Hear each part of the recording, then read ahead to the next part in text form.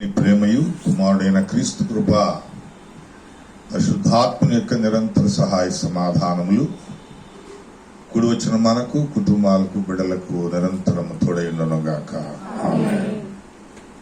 ప్రభు నామాన్ని అందరికీ వందనాలు తెలియజేస్తున్నాను.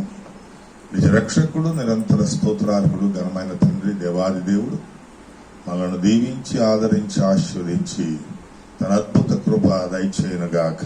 ఆమేన్. Praise the Lord. Praise the Lord. Praise the Lord. Praise the Lord. Praise the Lord.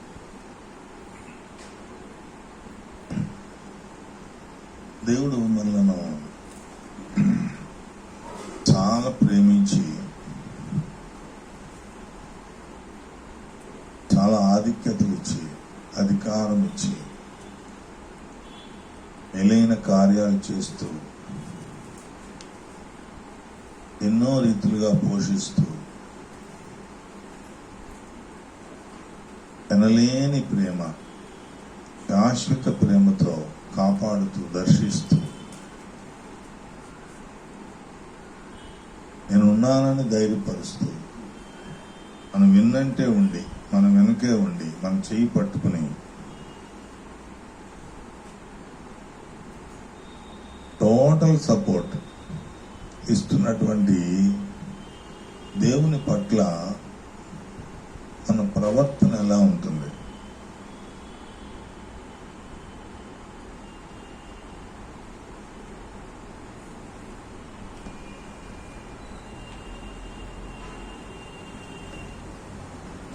మన యాటిట్యూడ్, మనం అనుసరించేటువంటి ఈ విధి విధానాలు, మన పోకడలు, మన నిర్ణయాలు ఆయనకి నచ్చుతాయా నచ్చవా? నచ్చపోతే ఏం జరుగుతాయి? The difference between old testament and new testament. పాత నిబంధనలు ఎలా ఉంది, అది కొత్త నిబంధనకు వచ్చేటప్పటికి ఎలా మార్చబడింది. క్లుప్తంగా కొన్ని నిమిషాలు మాడతాను. 49వ కీర్తన చివరి వచనం చూద్దాం. 49వ కీర్తన చివరి వచనం అంటే 20వ వచనం.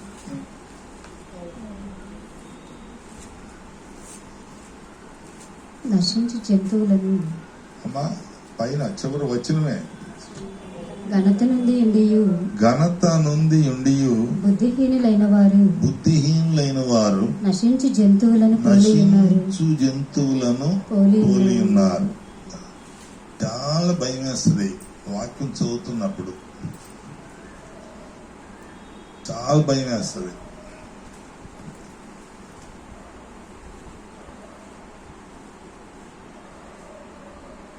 ఘనత నుండి ఉండియు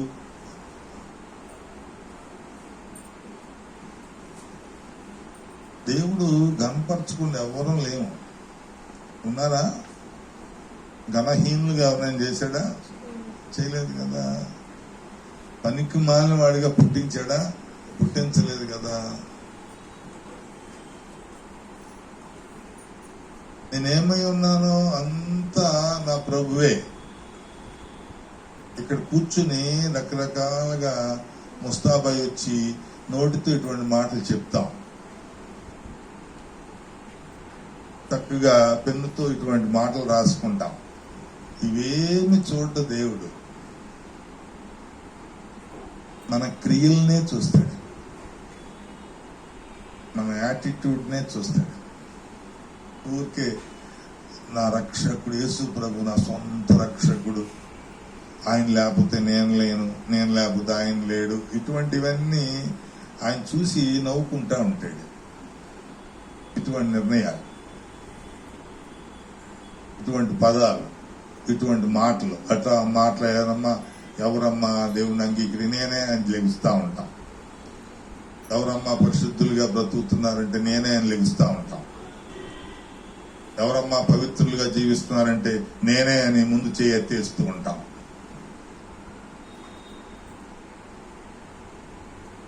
కాదు,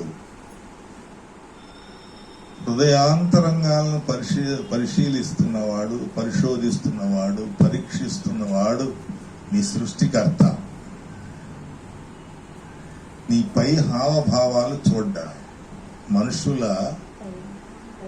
పై రూపాన్ని ఆయన చూడ్డా. నువ్వెంత డెకరేట్ అయ్యావు, ఎంత కాస్ట్లీ డ్రెస్ వేసుకున్నావు, ఎంత రిచ్గా బతుకుతున్నావు, ఇవేమి చూడ్డా ఆయన. రాజుల్ని చూడ్డం, అదే సమయంలో హీనమైన స్థితిలో ఉన్న దరిద్రుణ్ణి చూడ్డం.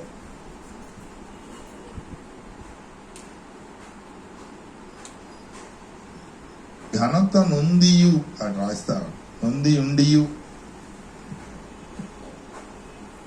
ఘనత నొంది ఉండియు ఎటువంటి వాళ్ళంట? బుద్ధిహీనుల, బుద్ధి లేనివారు. బుద్ధి పని చేయని వాడు. బుద్ధి పని చేయకపోతే ఏం పని చేస్తుంది? బుద్ధి పని చేయకపోతే ఏం పని చేస్తుంది? గర్వం పని చేస్తుంది. కరెక్ట్ చెప్తావు తల్లి.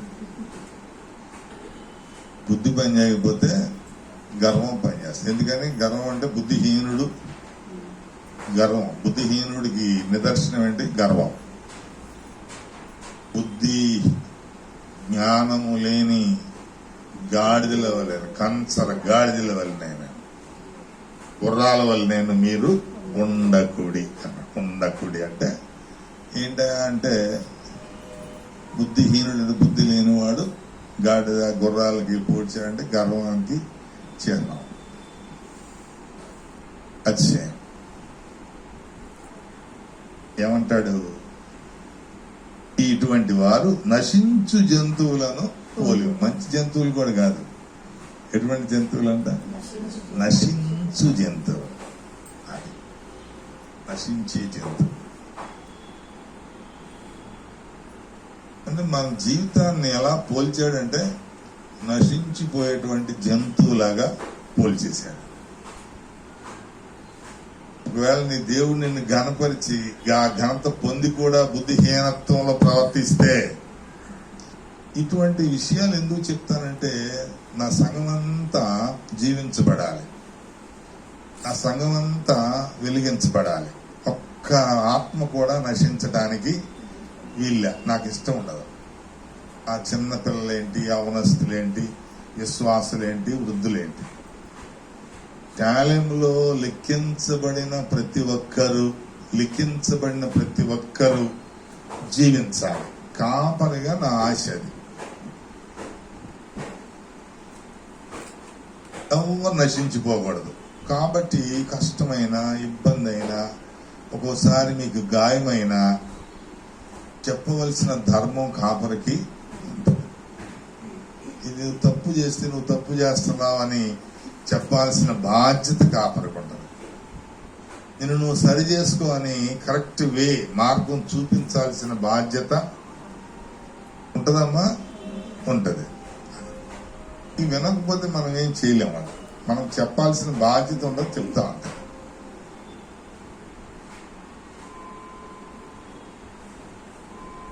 అది 13 కాదండి, చూడండి 12 చదవండి. 12 నుంచి ఘనత వహించిన వాడైనను మనుష్యుడు నిలువజాలడు, వాడు నశించు మృగములను పోలినవాడు. జంతువులు, మృగాలు. ఈ చిన్నపిల్లలకి ఇంగ్లీష్ మీడియంలో చేరిస్తే 2 రకాల జంతువులను పరిచయం చేస్తారు. ఒకటి డొమెస్టిక్ యానిమల్స్, 2 వైల్డ్ యానిమల్స్. ఈ 2 రకాలు అక్కడ డివైడ్ చేసి చదువుతాం, కానీ దేవుడు రెండింటిని కలిపి చెప్పేశాడు మనకి. నిజమమ్మా, నువ్వు సన్నగా ఉన్న వైల్డ్ యానిమల్వే, అవునా? అంతేనా? నిజం చెప్పింది పాపం. నువ్వు లావుగా ఉన్న డొమెస్టిక్ యానిమల్. నువ్వంటే నేను కూడా లావుగానే ఉన్నాను, డోంట్ వర్రీ. క్లారిటీగా మాట్లాడతాడు ఆయన. ఎక్కడ మబ్బులో పెట్టి మాట్లాడు, సూటిగా మాట్లాడు. అవి నువ్వు గ్రహించకపోతే, తెలుసుకోకపోతే బుద్ధిహీనుడు లెక్క. అవునా? ఏమంటాడు? నశించు మృగమును పోలినవాడు. ఇంకేమంటాడు?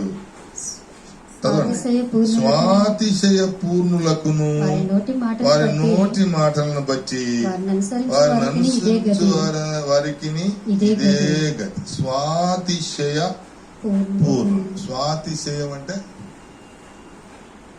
స్వాతిశయం, శయం, స్వాతిశయం, శయం అతిశయం.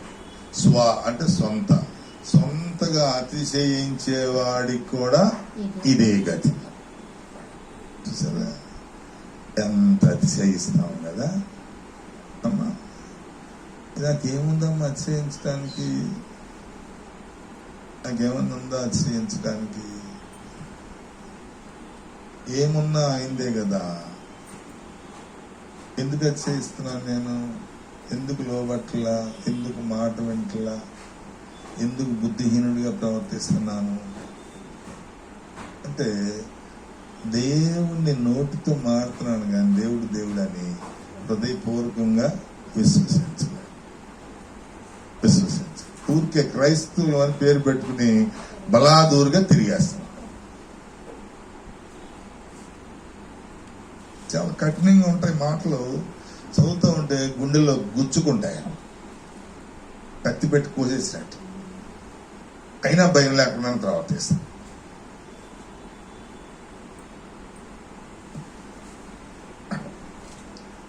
ఏమంటారు ఇటువంటి వాళ్ళందరికీ? చూడండి 14 వచ్చిన ఇంకా భయంగా ఉంటుంది. వారు పాతాళములో మందగా కూర్చోబెడతారు. మందగా కూర్చోబెడతారు. పాతాళంలో ఎలా ఉంటారంట? ఎవరు? స్వాతి అతిశయపడేవారు, బుద్ధిహీనులు, ఘనత వహించి బుద్ధిహీనంగా ప్రవర్తించారు. అంటే ఘనత ఒక మంచి ఆఫీసర్ని అయి ఉండి కూడా బుద్ధిహీనంగా ప్రవర్తిస్తాను. నేను ఒక మంచి లీడర్ని, దేవుడు నన్ను లీడర్గా ఉంచి కూడా ఆ దేవుణ్ణి గుర్తించకుండా బుద్ధిహీనంగా ప్రవర్తిస్తాను. లేదా నేను ఒక మంచి క్లవర్ స్టూడెంట్ని, దేవుడిచ్చిన జ్ఞానం ఉండి కూడా చాలా బుద్ధిహీనంగా ప్రవర్తిస్తాను. వీళ్ళందరూ ఎక్కడుంటారంట? మందలుగా ఉంటారు. ఎక్కడ? పాతాళం. ఎంత భయంగా ఉందో, ఎంత భయంకరంగా ఉందో. మన దేవుడు నేను ప్రార్థన చేస్తాను, నేను పరిచర్య చేస్తాను, నేను అది చేస్తాను, ఇది చేస్తాను కాబట్టి నేను ముందు వరుసలో ఉంటాను. ఎక్కడ? అమ్మా పరలోక రాజ్యంలో ముందు లైన్లో ఉంటాను అనుకుంటున్నావేమో. పాతాళంలో మందల గుంపులో గోవిందం. పాతాళంలో కూడా గుర్తింపు రాదు. పాతాళంలో కూడా గుర్తింపు రాదు. మనం సొంతగా చేసుకుంటున్న పనులను బట్టి, సొంతగా ఆలోచిస్తున్న ఆలోచనలను బట్టి పాతాళంలో కూడా గుంపులో గోవిందమే. ఆ తర్వాత చూడండి ఏం రాశాడో, మరణము వారికి కాపరి అయి ఉండదు.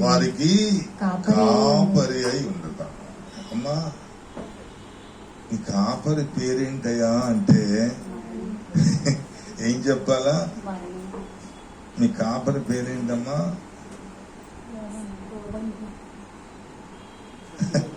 అమ్మా శాలేము కాపరి పేరు కాదు, మీ సొంత కాపరి ఒకడు ఉన్నాడు ఇక్కడ. మీకు ఇష్టమైన కాపరి. రోజు వెళ్ళి ఆ కాపరిని ముద్దాడుతూ ఉంటారు, గట్టిగా కౌగిలించుకుంటారు. ఆ కాపరే కావాలనుకుంటారు. శాలేం కాపరిని ఎవరు కోరుకుంటారు? కఠినాత్ముడు, క్రూరుడు,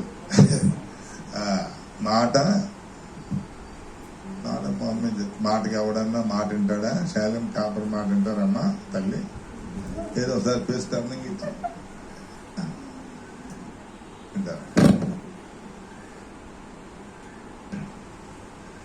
ఎంత భయం వేస్తుందో నాకు చదువుతా ఉంటే. రాసిద్దాం. 8వ వచనం చదవండి. వారు కుళ్ళు చూడక నిత్యము బ్రతుకున్నట్లు వాని నిమిత్తం దేవుని సన్నిధిలో ప్రాయశ్చిత్తం చేయగలవాడు ఎవ్వడును లేడు. నీ కోసం ప్రాయశ్చిత్తం చేసేవాడు ఎవ్వడం లేడు. ఎవ్వడు లేడంట. దేవుని సన్నిధిలో నీ తరపున ప్రాయశ్చిత్తం చేసేవాడు ఎవ్వరు లేరు. నీ తరపున మొరపెట్టేవాడు ఎవరు లేరు. బుద్ధిహీనుడి తరపున ఇంకెవడు మొరపెడతాడు? మృగం లాంటి మనసుంటే ఎవడు మొరపెడతాడు? నశించిపోయే జంతువు లాంటి స్వభావం ఉంటే ఎవరు? మా కన్న తల్లిదండ్రులు కూడా కొన్ని రోజులు మొరపెడతారు. ఆ తర్వాత ఏం చేస్తారు? ఆడి బాధ ఆడి పడతాడులే మనకి, అంతేగమ్మా. ఎన్ని రోజులు మొరపెడతారు? కన్నీళ్లు గారుస్తారు. విడిచిపెట్టేసి మనం ఇంకేం చేయలేము నాయన అని చెప్తారు సన్నిహితుల దగ్గర. ఇక మాట చాలా మంది యవనస్తులను చూస్తూ ఉంటాను నేను. రోడ్ల మీద నిలబడతారు. కనీసం దైవజనుడు వస్తున్నాడు కదా అని ప్రైజ్ లాడ్ అని చెప్పటం గాని, వందనాలయ్యా అని చెప్పటం గాని, అటువంటి మంచి గుడ్ హ్యాబిట్స్ నన్ను ఒక విలన్ను చూసినట్టు చూస్తున్నారు. ఏంటో అర్థం కాదు. నిజమన్నా, నిజం. ఎవరు చేయాలి ఇక్కడ? ప్రాయశ్చిత్తం. చిన్నగా లోపలికి వచ్చేయండి. వాళ్ళగాళ్ళు హీరోల్లాగా ఊహించుకుని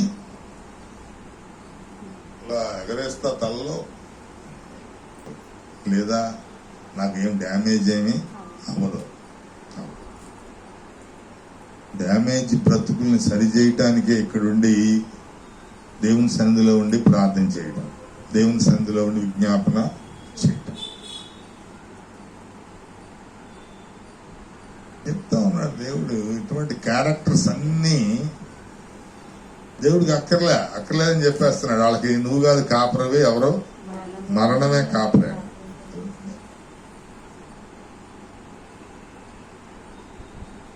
తెలుసుకోవాలి కదా. ఒకసారి కాకపోయినా ఒకసారి అయినా తెలుసుకోవాలి. అరే మా కాపరు వస్తున్నాడనే విలువ గౌరవం కూడా లేకుండా ప్రవర్తిస్తే ఏమనుకోవాలి? అటువంటి వాళ్ళు ఇక్కడికి ఎందుకు? అసలు నా దగ్గరికి ఎందుకు? దేవుని దగ్గరికి ఎందుకు? మాట చెప్పినప్పుడు లోపల వాడు ఇక్కడ ఎందుకు? ఈ పని చేయండి అంటే ఎనని వాడు ఎందుకు ఇక్కడ?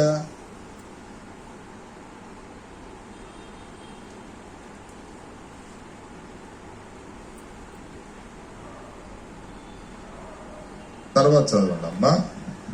9వ వచనం. వారి ప్రాణ విమోచన ధనము బహు గొప్పది, అది ఎన్నటికీ తీరక ఉండవలసిందే. అబ్బో, చూడండి, అది అన్నటికి తీరకుండా అట్లాగే ఉండిపోవాలి. ఆ ప్రాణానికి విడుదల లేదంట, విమోచన లేదంట. అసలు ఇది చదువుతుంటే నాకు గుండె ఎలా పిండేసింది. ఎందుకు పిండేసింది తెలియట్లే. అయ్యా అందరం ఈ లిస్ట్ లోనే ఉన్నాం కదా అనిపించింది. ఎవడి కాడే నేను జ్ఞానిని అనుకుంటాడు, ఎవడి కాడే నేను ఫస్ట్ క్లాస్ ఆఫీసర్ అనుకుంటే, ఎవడి కాడే నాకన్నా ఘనుడు ఇంకొకడు లేడు అనుకుంటాడు. అందుకే అలా అనుకునేటువంటి మూర్ఖులకి, అలా ప్రవర్తించేటువంటి భక్తిహీనులకి, బుద్ధిహీనులకి ఈ వాక్యం రాసి చెప్తా ఉన్నాడు దేవుడు. 10వ వచనం చూస్తే ఏమంటారంట? చనిపోదురని సంగతి అతనికి కనపడకుండా పోదు, మూర్ఖులను పశుప్రాయులను ఏకముగా నశించు. ఈ చచ్చిపోయేటువంటి విషయం జ్ఞానులకు చూపిస్తాడంట దేవుడు. ఏం చేయాలో చూపిస్తాడు, ఎలా బ్రతకాలో చూపిస్తాడు, ఎలా జీవించాలో చూపిస్తాడు. అయినా సరే మూర్ఖత్వం వల్ల, మూర్ఖులు ఎవరమ్మా? ఎవరిని మూర్ఖులు అంటాం? చెప్పింది చేయని వాళ్ళని మూర్ఖులు అంటాం. ఏదైనా చెప్తే చేయని వారు, వినని వారు ఎవరు ఉన్నారు? ఇక్కడ ఎవరు? ఆయన అందరూ సూపర్ సూపర్. చాలా మనసు కష్టం అనిపిస్తుంది. అదే ఇటువంటి వాళ్ళకి నేను కాపరినా అనిపిస్తుంది. రాణి, ఎప్పుడు గుర్తున్నప్పుడు వస్తావు. ఇటువంటి వాళ్ళకి నేను కాపరా, ఇటువంటి బుద్ధిహీనులకి కాపరినా నేను?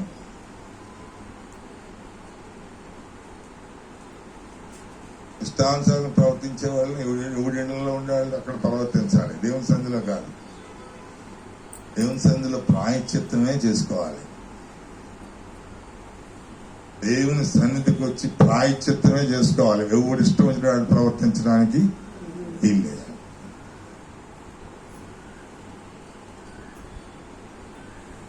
అలా ప్రవర్తించుకోవాలనుకుంటే ఎవరి ఇళ్లలో వాళ్ళు ఉండి ప్రవర్తించవలసి. ఈ జ్ఞానులకి ముందు చెప్తా అంట, దేవుడు చూపిస్తా అంట, ఒరే నశించిపోతారా నాయన, అలా జ్ఞానిని కదా అని నీవు అనుకోవాలి. నేను ఐఏఎస్ ఆఫీసర్నని అనుకోకూడదు, నేను ఒక బోధకుని అనుకోకూడదు, సేవకుని అనుకోవాలి. నేను ఒక best student, first class student అనుకోకూడదు, దేవుని చేతిలో పనిముట్టునని అనుకోవాలి.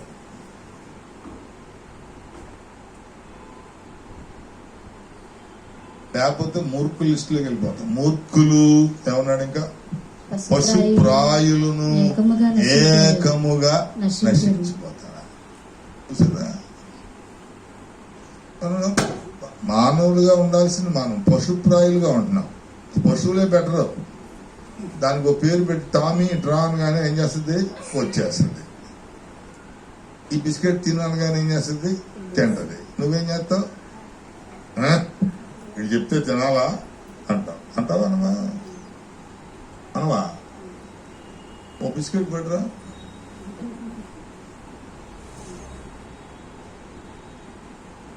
చూసారా ఎంత తేడా? పశువులకి మనకి ఎంత తేడా. అంటే ఎవరు బెటరు? పశువులు బెటరు. కరెక్టే చెప్పేయన్నీ దేవుని మాటలు మనమే సొంతమే కాదు. పశువుకి ఒక దెబ్బ, మనిషికి ఒక మాట. అది దెబ్బ కొట్టగానే ఇటు వెళ్ళకూడదు అన్నమాట అని అటు వెళ్దాం. అలా కొట్టగానే ఆగిపోద్ది. ఇటు వెళ్ళంటే అటు వెళ్తాం. మనిషికి ఒక మాట కాదు 100 మాటలు చెప్పినా ఆడేం చేయాలో అదే చేస్తాడు.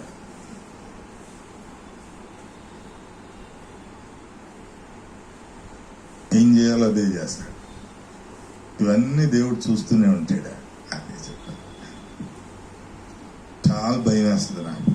ఏమైపోతామో, నా బిడ్డలు ఏమైపోతారో, నా సంఘం ఏమైపోద్దో, ప్రాయశ్చిత్తార్థం చేసుకోకుండా ఏమైపోతారో. అసలు ఎవరు చేస్తారు వీళ్ళకి? ఎందుకని ఇలా తయారవుతున్నారు? ఎందుకు లోపట్లేదు? కనీసం ఇంట్లో తల్లిదండ్రుల మాట అయినా వింటారా అని డౌట్ వస్తుంది.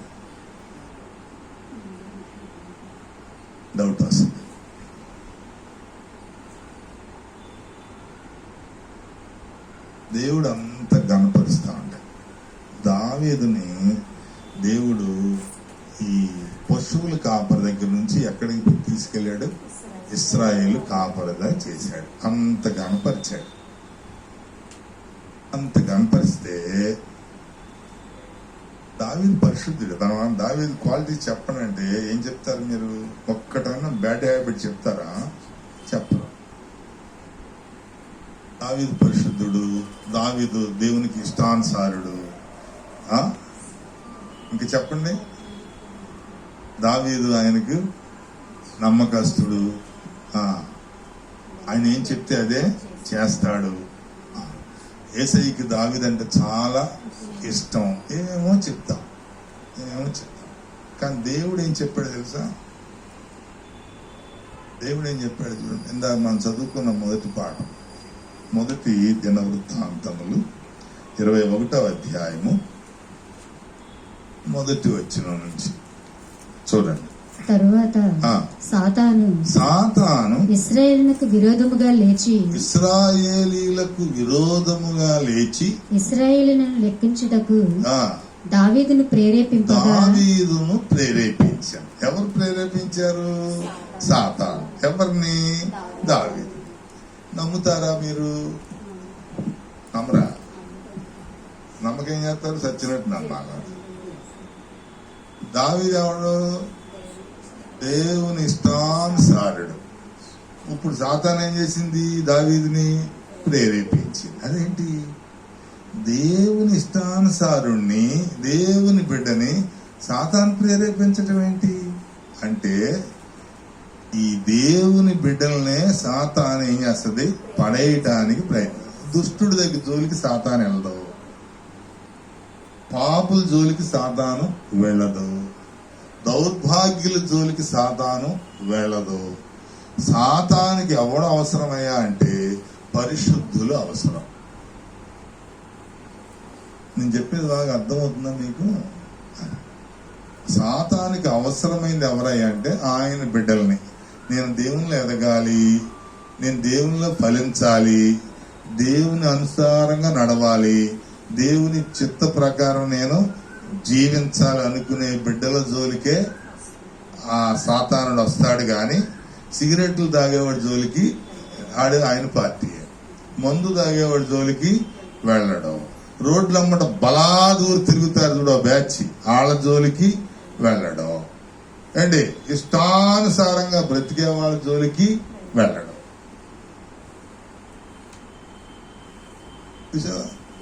ఇప్పుడు ఇస్రాయేల్ కాపరిన, ఇస్రాయేల్ ప్రజలకు కాపరి,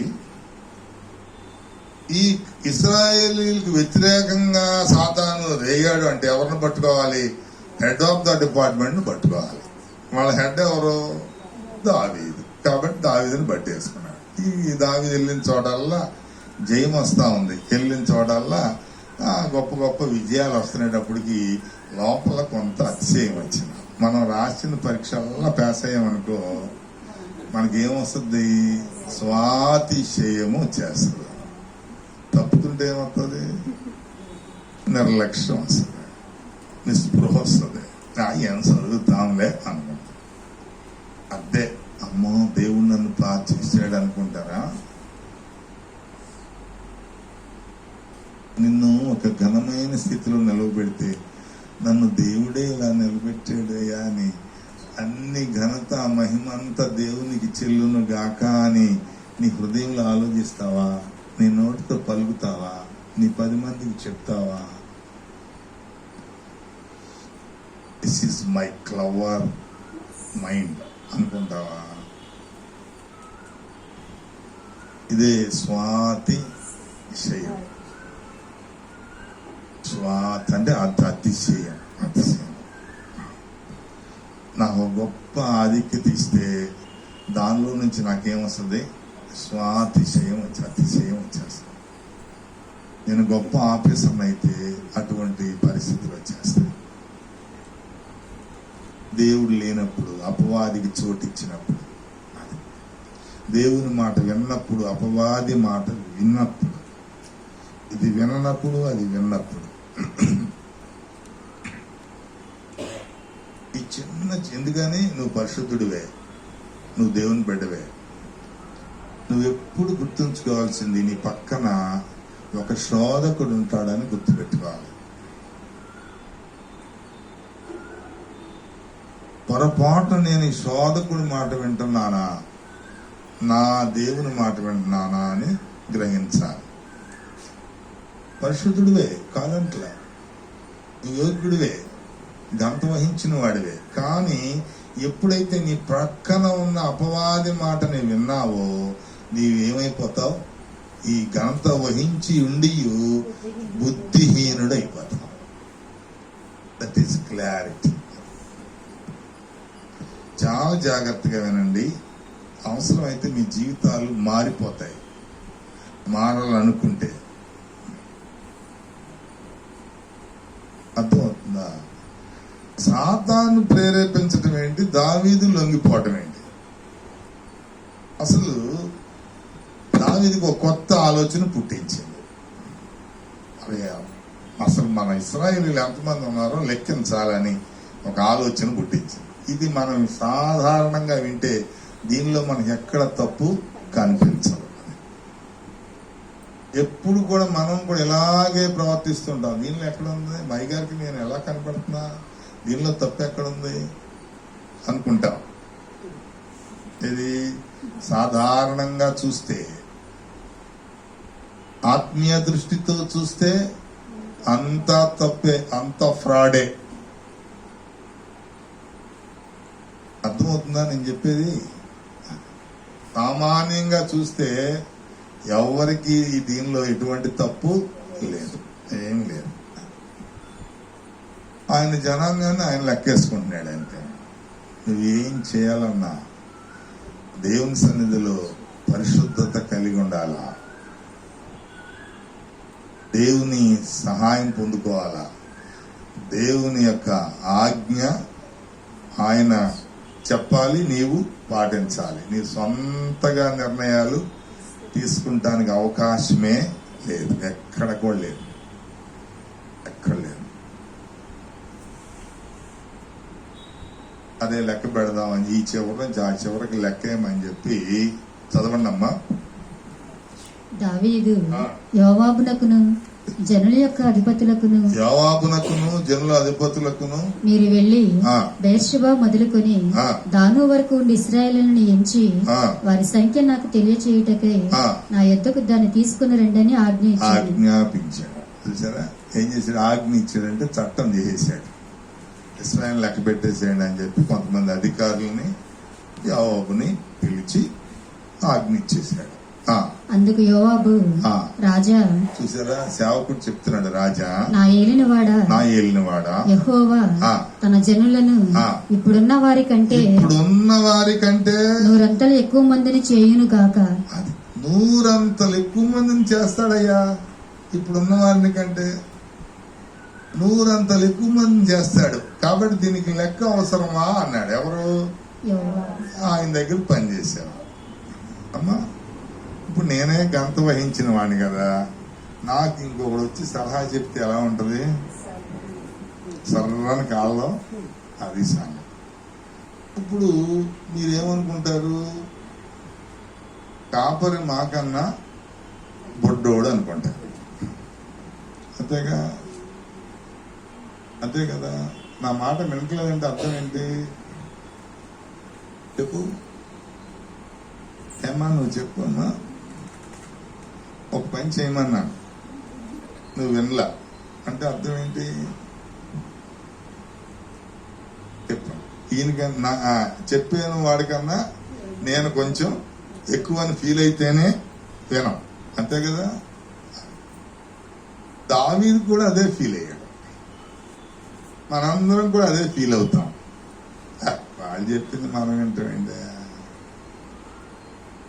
మనకంటూ ఒక ఇండివిజువల్ కెపాసిటీ ఉండదా? ఒక లెవెల్స్ ఉండవా? మనకి ఏది ఇష్టం అదే చేస్తాం. ఈ కార్యం దేవుని దృష్టికి అపవిత్ర కార్యంగా కనిపించింది, దావీదుకేమో పవిత్ర కార్యంగా కనపడింది. డిఫరెన్స్ అంతే. ఎప్పుడైనా మన దృష్టికి అపవిత్రంగా ఉంటే దాన్ని మనం అంగీకరించాం.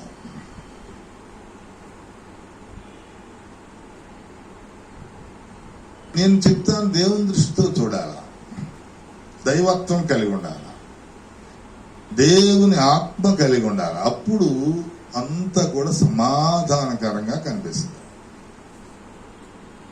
చాలా పరిశుద్ధంగా కనపడుతుంది, పవిత్రంగా ఉంటుంది. అప్పుడు ఎదుటివారి మాటలు మనం స్వీకరించడానికి అవకాశం ఉంటుంది. ఈయన రాజులు అనే ఆ కాన్సెప్ట్ లో ఉండాలి. ఇప్పుడు నేను అమ్మ నువ్వేం చదివావు? డిగ్రీ చదివావు. మరి 10th క్లాస్ వాడు వచ్చి నీకేమని చెప్పాడు అనుకో, నువ్వు ఎలా ఫీల్ అవుతావు? ఇదేంట్రా 10th క్లాస్ చదివిన వాడు వచ్చి నాకు చెప్పే అంతటోడా.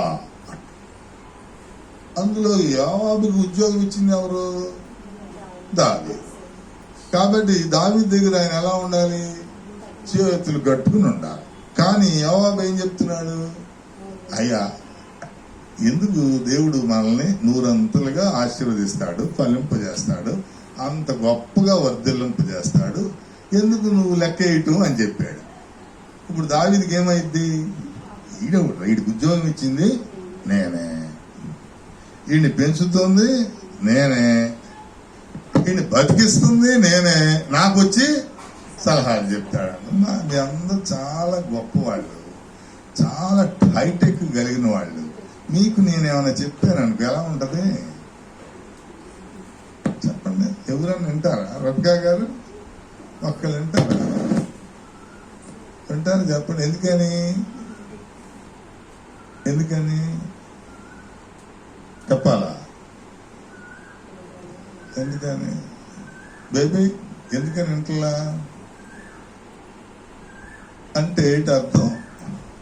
చెప్పేవాడు మనకన్నా లోకువైనవాడు, తక్కువవాడు. ఆడి మాట మనం వింటామేంటి?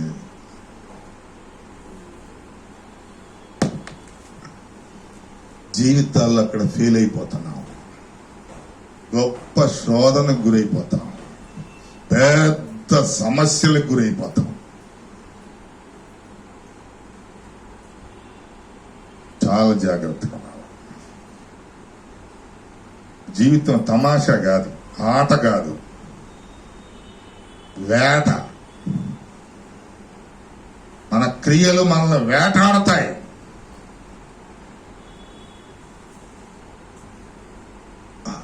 దావీదే కదా, చిన్న తప్పే కదా, అయ్యగారు ప్రేమించిన వాడే కదా, చిన్న మిస్టేకే కదా, నథింగ్. ప్రేమే, పనిష్మెంట్.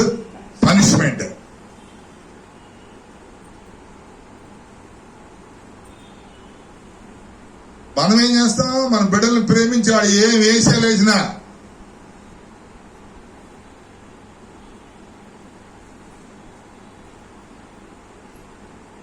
దేవునికి ఎంత విరోధంగా ప్రవర్తించిన, ఎంత కోపం రేపుతున్నా సైడ్ చేసుకొస్తా ఉంటాం, సమర్థించుకుంటా ఉంటాం. వాటితో పాటు నువ్వు కూడా దుష్టుడు అయిపోతావు.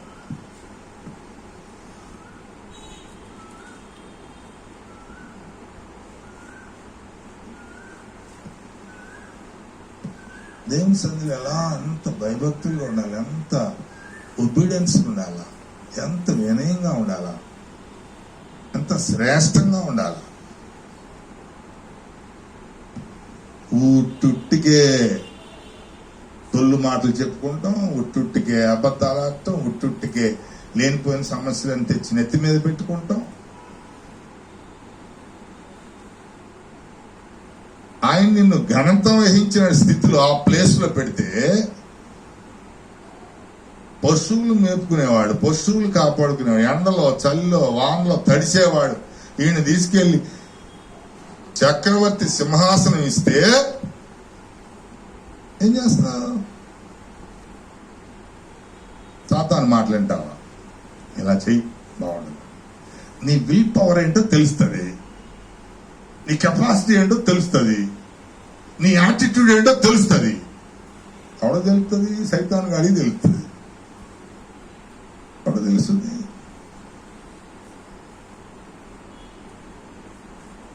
Be careful.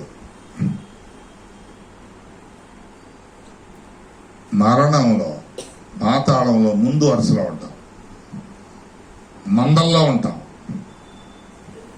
చిన్నదే అసలు. అక్కడ ఉన్న వాళ్ళకి ఎవరికి అది తప్పు అని కనిపించదు.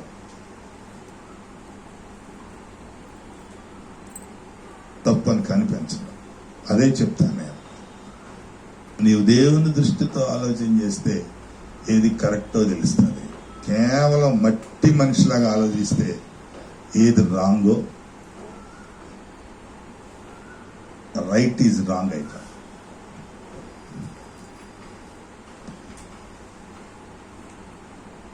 కొంత సమయమే ఉంటుంది ప్రతి దానికి.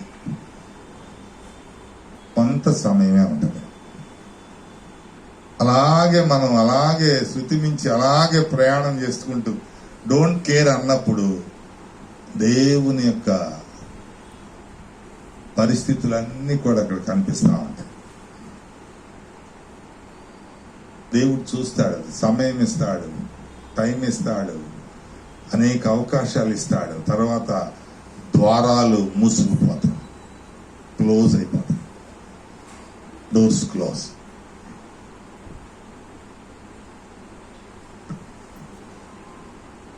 ఏమంటాం? బుద్ధి లేని కన్యకల గురించి ఏం దేవుడికి ఆ మాత్రం జాలి లేదా? వాళ్ళు కూడా వచ్చారు కదా, అన్ని క్వాలిటీస్ బాగానే ఉన్నాయి కదా, కొంచెం నూనె కదా లేదు, కొంచెం నిద్రే కదా పోయారు, కొంచెం వెలుతురే కదా లేదు, కొంచెం ఆవగింజ విశ్వాసం ఉంటే ఎలా బ్రతుకుతావో అంత మత్సంగా నశిస్తావు అంతే. ఆవగింజంత విశ్వాసం ఉంటే ఎలా నువ్వు జీవిస్తావో ఆవగింజంత బలహీనత ఉన్నా నశించిపోవడమే. ప్రాయశ్చిత్తం చేసేవాడు ఎవడు లేడండి, ఎవడలేడు.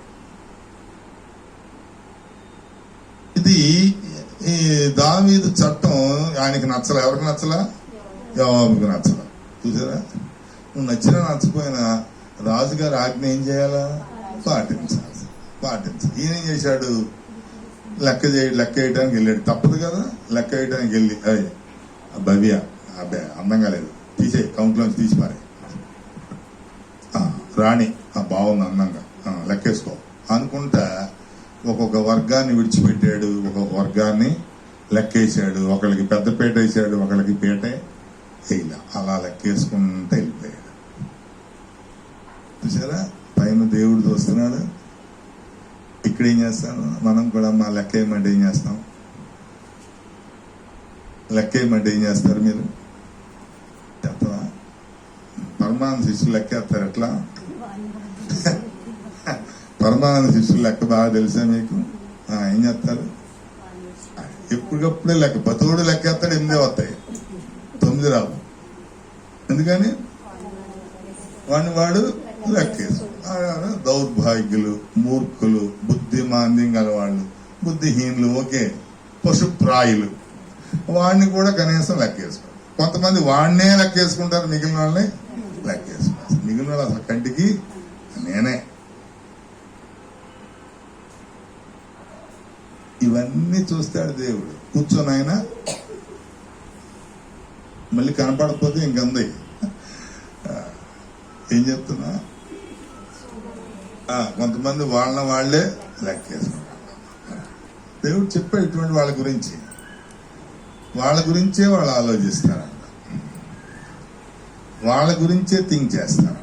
వారి కడిపే వారికి దేవుడే అంట.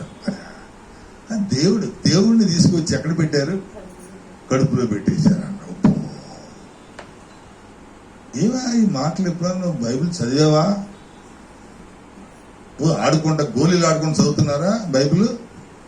గోళ్ళు గిల్లుకుంటూ చదువుతున్నారా? మనసు స్థిమిత పెట్టుకోకుండా చదువుతున్నారా? ఇది కర్ర బిళ్ళ ఆట కాదు కదా. ఎందుకు దైవగ్రంథం, జీవగ్రంథం ఎందుకు ఇచ్చాడు? ఎట్లా బ్రతకమన్నాడు, ఎలా జీవించమన్నాడు, ఎట్లా గంత వహించమని, ఎక్కలేని మెట్లు ఎక్కిస్తా అన్నాడు. ఏంటి ఊరికి ఎక్కించేస్తారా? ఎంత జాగ్రత్తగా జీవించాలి, ఎంత పరిశుద్ధంగా జీవించాలి, అంతగా దేవునికి లోబడి జీవించాలి. మనం చేసేవి మనకి అసలు ఫాల్ట్, చిన్న ఫాల్ట్ అనేది కూడా కనిపించదు. కానీ దావీదు చేసింది దేవుని దృష్టిలో పెద్ద నేరం అయిపోయింది. పెద్ద నేరం. చదవండి. యెహోవా తన జనులను ఆ. ఇప్పుడున్న వారి కంటే ఆ. నూరంతలు ఎక్కువ మందిని చేయునుగాక. ఆ. వారందరూ వారందరూ నా ఏలిన వాని దాసులు కారా? ఆ, నా ఏలిన వానికి ఉమ్. ఈ విచారణ ఎలా? ఆ, ఇది జరగవలసిన హేతువేమి? ఆ, జరిగిన ఎడల ఆ. ఇశ్రాయేలులకు ఆ. శిక్ష కలుగునని మనవి శిక్ష చేశాను. కలుగునని మనవి మనవి చేశాను. చేశారా? రాజు గారికి ఒక సేవకుడు ద్వారా దేవుడు జరిగేది కూడా చెప్పేశాడు. ఇలా చేస్తే ఇశ్రాయేలుకి శిక్ష వస్తుంది అని ఒక దాసుడు ద్వారా చెప్పేశాడు. దేవుడు దాచలా ఎక్కడ, మీరు ఇలా జీవించండి ఫలిస్తారు, ఇలా జీవించండి నశిస్తారని క్లారిటీగా చెప్పేస్తాడు దేవుడు. ఎప్పుడు దేవుడు ఎక్కడ దాచకుండా ఉండడు. మనమే చెప్పినా వినం, మనమే వినం. అయినా వినలా, దావీదు వినలా. చదవండి. అయినను ఆ. యోవాబు మాట చెల్లక రాజు మాటయే చెల్లెను గనుక ఆ, చదవండి. యోవాబు ఉమ్. ఇశ్రాయేల్ దేశమందంతటా సంచరించి ఉమ్. తిరిగి ఉమ్. యెరూషలేమునికి వచ్చి ఉమ్. జనుల సంఖ్య ఉమ్. వెరసి ఉమ్. దావీదునకు అప్పగించెను. ఉమ్. ఇశ్రాయేలులందరిలో ఆ. కత్తి దూయువారు ఆ. 11 లక్షల మంది, ఆ. యూదా వారిలో కత్తి దూయువారు ఆ. 4,70,000 మంది సంఖ్యకు వచ్చిరి. ఆ, రాజు మాట ఆ. యోవాబునకు అసహ్యంగా ఉండెను గనుక ఆ. అతడు అతడు లేవి లేవి బెన్యామీను గోత్ర సంబంధులను బెన్యామీను గోత్ర సంబంధులను ఆ సంఖ్యలో ఆ చేర్చలేదు. సంఖ్యలో చేర్చదు. చూసారా? ఎందుకని? రాజు ఆజ్ఞ ఈయనకి అసహ్యంగా ఉన్నారు. చూసారా? ఒకసారి మనం చెప్పిన మాట ఎదుటివాడికి ఎలా ఉంటుంది? అసహ్యంగా ఉంటుంది. దేవుడికి ఎలా ఉంటుంది? అంగీకారంగా ఉంటుంది. డిఫరెన్స్ ఏదో తెలుసుకోవాలమ్మా. డిఫరెన్స్ నువ్వు విన్నావా? పొద్దున్న 5ంటికి లేచి రండి అంటే మీకు ఎలా ఉంటుంది? అసహ్యంగా. ఆడు నిద్రపోవడం, మమ్మల్ని నిద్రపోనేయడం. కరోనా వచ్చిందిగా, అంతా నిద్ర. 3ది కూడా అవుతుందంట. మొత్తం ఇలా కూడా చేసుకొని మనల్ని. యోవాబుకి ఆ మాట అసహ్యంగా కనిపించింది. అందుకని ఏం చేశాడు? ద గ్రేట్ వంశాలన్నింటినీ వదిలే లేవి వంశాన్ని వదిలి. దేవుడు లేవి వంశం ఎవరిది? దేవుడు ఎన్నుకున్నటువంటి వంశం. దేవుడు ఎన్నుకున్న యాజకులుగా ఆ వంశాన్ని వదిలేశాడు లెక్కలో నుంచి. ఇంకా మంది ఏం చేశాడు? బెన్యామీను వంశాన్ని లెక్కలో వేయలే. చూసారా?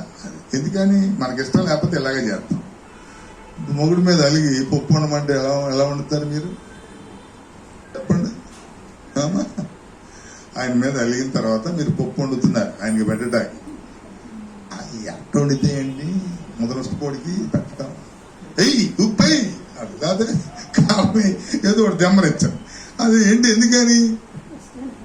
ఎందుకని ఆడి మీద కోపం, అసహ్యం. అది ఎక్కడ చూపించాలి?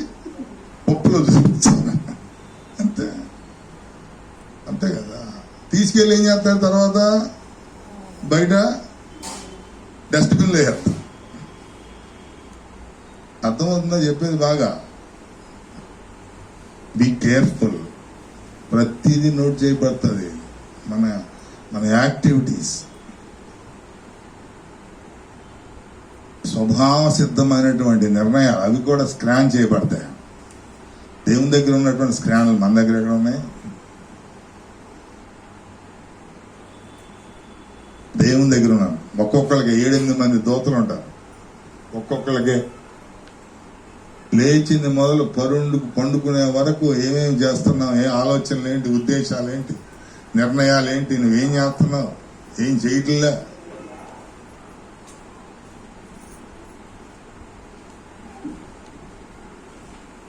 మొత్తం స్క్రానింగే.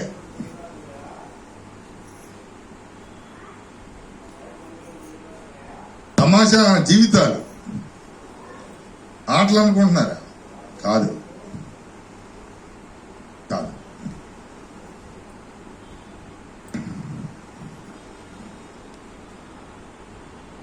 నిజంగా చాలా మన పతనాన్ని మనమే తెచ్చేసుకున్నాం. ఎవడో కాదు. ఎవరో కాదు. ఆ అతిశయం వల్ల, గర్వం వల్ల, లెక్కలేని స్థితి వల్ల సామెతల గ్రంథకర్త ఒక మాట రాస్తాడు, నాశనమునకు ముందు గర్వము నడుచును. అది కనపడదు కంటికి. తీర్పు రోజు దేవుడు తెచ్చి పెడతాడు నీ ముందు, తెచ్చిపెట్టేస్తాడు. ఈయన రకరకాల వంశాలు, దేవుని చేత ఎన్నుకున్న వంశాలని దేవుని బిడలను కూడా వదిలేశాడు కౌంట్ చేయకుండా. చూడండి ఎంత ధైర్యం వాడికి. రాజుగారు అంటే లెక్క లేదు, మనకిలాగా మనకిలాగా. కాపరంటే లెక్క లేదు, మాట అంటే లెక్క లేదు, లోబడే స్థితి లేదు. Don't care. నేను చాలా గంత వహించిన వాడిని, చాలా వాల్యూస్ ఉన్నాయి నా దగ్గర. ఈ వాల్యూస్ నీ దగ్గరే ఉంచుకో. అవి దేవుని దృష్టిలో మట్టి పెంకులు.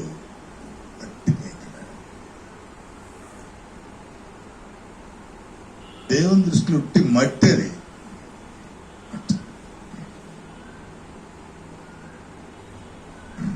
మన కార్యక్రమాల ద్వారా మన పతనానికి మనం పునాది వేసేసుకున్నాం. చాలా దుఃఖం వస్తూ ఉంటుంది ఇటువంటివి జరిగినప్పుడు. చాలా దుఃఖం వస్తుంది. దేవా ఏంటైనా ఈ పరిస్థితి, సరి చేయడానికి అవకాశం లేకుండా పోతుంది, విషయాన్ని ఎడ్యుకేట్ చేయడానికి అవకాశం లేకుండా పోతుంది, మీ చిత్తాన్ని ప్రదర్శించడానికి అవకాశం లేకుండా పోతుంది. అపవాదం అలా చుట్టేస్తా ఉంది నాయన, చుట్టేస్తా. అపవాదం అలా బంధించేస్తా. నీకు తెలియనప్పుడు చెప్పిన వాడి మాట ఏం చేయాలి? వినా. అంతా నాకే తెలుసు అనుకుంటే జీవితాలు బూడిద పాలైపోతాయి.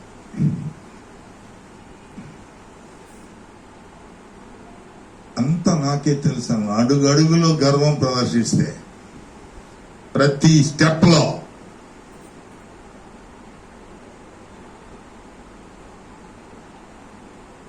ఇంకో విచిత్రం ఏంటో తెలుసా? తప్పు చేసింది ఎవరు?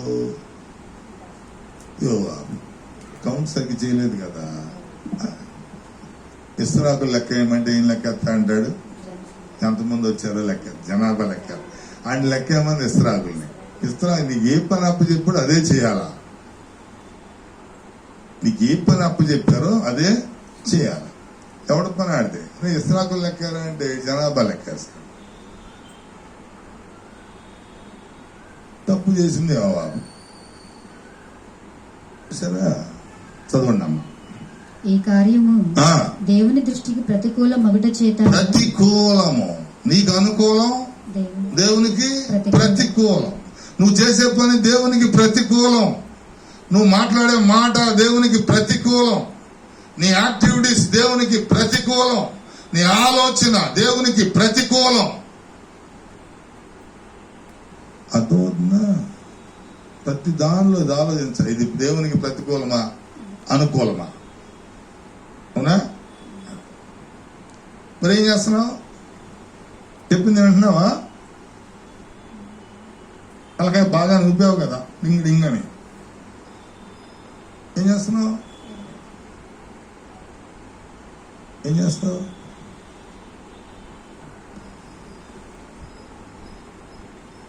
ఒక పవిత్రమైన దాన్ని నేలపాలు చేసేస్తున్నాం. దేవుని చేత అభిషేకించబడిన దాన్ని మట్టిపాలు చేస్తాం. అది ప్రతికూలమా, అనుకూలమా?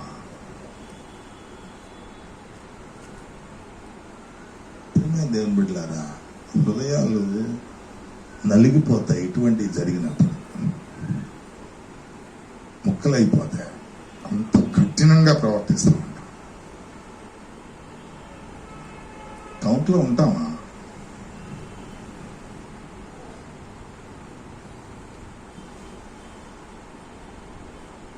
కౌంట్లో ఉంటామా? చెప్పినప్పుడు లోబడాలా, వినాలా, సాష్టాంగ పడాలా, ప్రలాపి సైతాన్ని ఏం చేస్తాడు, ఇంకా కఠినంగా మార్చేస్తాడు, చాలా కఠినంగా మార్చేస్తాడు. నన్ను మించిన గనుడు ఎవడున్నాడు? తీసుకెళ్ళి డస్ట్బిన్ లో పాడే. దేవుడు ఎంత గొప్పడో తెలుసా? దేవుడు మామూలుడు కాదు. దేవుడు ఎంత గొప్పడో తెలుసా? నువ్వు డస్ట్బిన్ లో పారేసిన దాన్ని ఏం చేస్తాడు? డిస్ప్లే చేస్తాడు. అంత శక్తిమంతుడు. ఎక్కడ డిస్ప్లే చేయాలో అక్కడ చేస్తాడు. అది ఆయన దృష్టికి చాలా ఘోరంగా ఉంటుంది. చాలా ఘోరం. ఈ సున్నితమైన విషయం మనం మర్చిపోతే మన జీవితాల్లో చాలా విలువైనటువంటి స్థితిగతులు కోల్పోతాం. కాబట్టి సంఘానికి తెలియజేస్తున్నా, గర్వంతోనూ అతిశయంతోనూ అహంకారంతోనూ మన జీవితాలను మనం నేల పాలు చేసుకోకూడదు, డస్ట్బిన్ పాలు చేయకూడదు. ఎవరికంటే ఎక్కువ మనం, ఎవరికంటే ఎక్కువ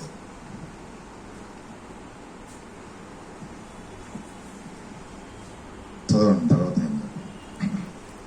ఈ కార్యము దేవుని దృష్టికి ప్రతికూల మగుట చేత ఆయన ఇశ్రాయేలీయులను బాధ పెట్టెను. ఇశ్రాయేలు తప్పు చేసింది ఒకడైతే శిక్ష ఎవరి మీదకి వచ్చింది? ఇశ్రాయేల్ మీదకి. బాధ పెట్టేశాడు. బిడ్డలు తప్పు చేస్తే శ్రమ ఎవరికి వస్తుంది? తల్లిదండ్రుల మీదకి వస్తుంది. నాకేం అర్థం కాదు. ఇప్పుడయ్యా తప్పు ఆడు కదా చేసింది. ఇలాగే ప్రార్థన చేస్తా చాలాసార్లు. ఓరి పెచ్చోడ పెంచింది నువ్వే కదరా, అలా అడ్డదిడ్డంగా పెంచింది నువ్వేగా, భయభక్తులు లేకుండా పెంచింది నువ్వేగా. కాబట్టి అనుభవించాలి, పనిష్మెంట్ అనుభవించాల్సి. ఏది మంచో, ఏది ప్రతికూలమో, ఏది అనుకూలమో తెలియకుండా, ఏది కుడో ఏది ఎడమో తెలియకుండా ఎలా పెంచావు?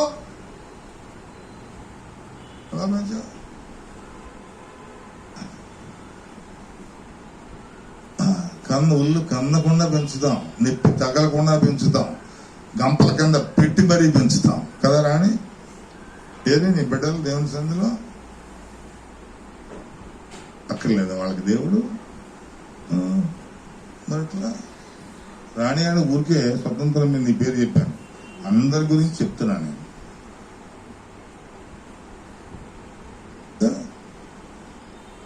దైవత్వం లేకుండా, దేవుని విలువలు లేకుండా, దేవుని ఆలోచన లేకుండా ఎట్లా పెంచేస్తావు? ఎలా పెంచేస్తా? ఇక్కడితోనే ఆగిపోద్ది లైఫ్. ఈ లోకం మట్టుకే జీవిస్తే నా అంత దౌర్భాగ్యుడు ఇంకొకడు లేడు. ఈ లోకం మట్టుకే జీవిస్తావా? ఓ సూపర్గా ఉంటది life.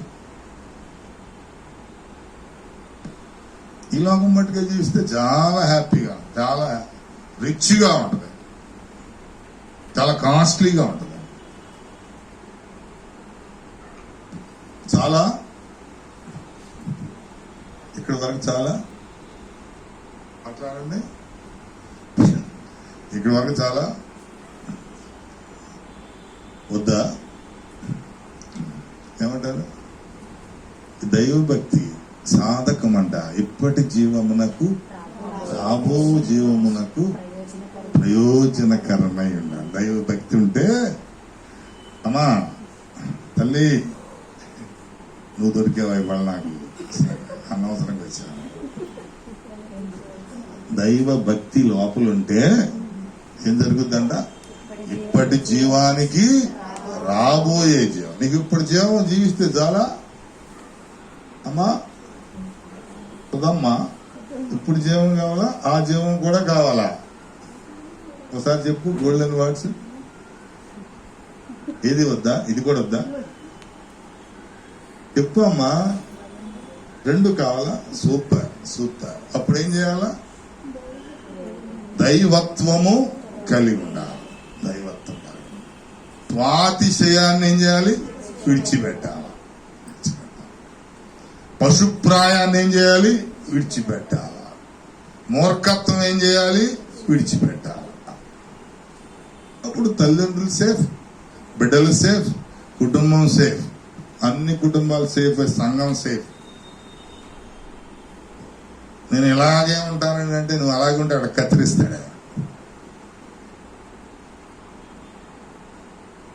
God is great, God is great. తెలుసుకోవాలా? దేవునిలో ఎదుగుతున్నప్పుడు క్రమక్రమంగా దేవుని ప్రణాళిక తెలుసుకోవాలి, దేవుని ఉద్దేశాలు తెలుసు, దేవుని ప్లాన్స్. గాడ్స్ ప్లాన్ ఏంటనే ఒక చాప్టర్ నీకు ఇచ్చాడంటే దానిలోంచి నువ్వేం తెలుసుకుంటావు? ఎందుకు ఇచ్చాడు? ఊరికే పెట్టాడా? దేవగ్రంథం మొత్తం దేవుని చేసిన కార్యాలన్నీ రాస్తే ఈ భూప్రపంచమే చాలదు కానీ ఊరికే జనరల్ అవుట్ లైన్స్ ఇచ్చాడు. ఎందుకు? దానిలోంచి నువ్వేం గ్రహిస్తావు? ఏం తెలుసుకుంటావు? ఏం తెలుసుకుంటావు? తర్వాత దావీదు, నేను ఈ కార్యము చేసి అధిక పాపము తెచ్చుకుంటేని. అది ఈ కార్యం చేసి ఏమైందంట? అధిక పాపము తెచ్చుకుంటేని. నేను మిక్కిలి అవివేకముగా ప్రవర్తించి తిని ఇప్పుడు నీ దాసుని దోషము పరిహరించుమని దేవునితో మొరపెట్టాడు. తెలిసిపోయింది. పనిష్మెంట్ రాగానే విషయం తెలిసిపోయింది. ఓహో, ఇది యోవాబు చేసినా ఇంకొకటి చేసినా ఎవరి మీదకి వస్తుంది? అమ్మా, హెడ్ మీదకి. ఇప్పుడు మీ అందరు సేఫ్. ఎవరి మీదకి వస్తుంది? మీరు తప్పు చేసినా, మీ బిడ్డలు తప్పు చేసినా, ఇంకొకటి తప్పు చేసినా, ఇక్కడ మీరు నమోదయ్యి ఉంటే అది ఎవరి మీదకి వస్తుంది? ఇక్కడున్న కాపరి మీదకి వస్తుంది. అర్థమైందా? అందుకే గొంతు చించుకుని చెప్పేది, అలా కాదు, ఇలా జీవించండి, ఇలా ప్రవర్తించండి, ఇట్లా బ్రతకండి, ఇలా లోబడి జీవించండి, దేవునికి ఇష్టలుగా ఉండండి, దేవునికి అనుకూలంగా ఉండండి, ప్రతికూలంగా వద్దు అని చెప్పేది. ఎందుకంటే దావీదు చాలా ఇష్టానుసారుడే. దేవుడు ఎక్కువ ప్రేమించాడు దావీదుని. ఆయన వంశంలో నుంచే రక్షకుడు వచ్చాడు. బట్ ప్రేమే, పనిష్మెంట్.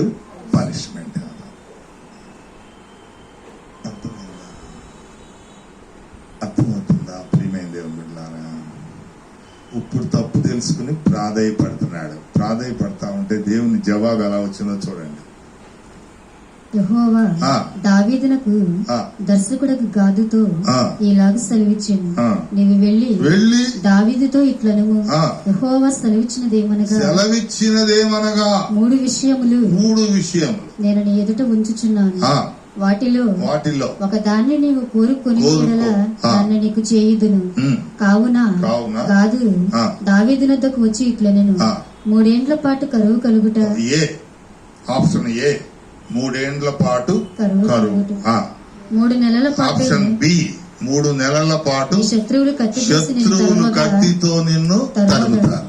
ఆప్షన్ సి, 3 దినముల పాటు దేశమందు యెహోవా కత్తి అనగా తెగులు నిలుచును. చూసారా?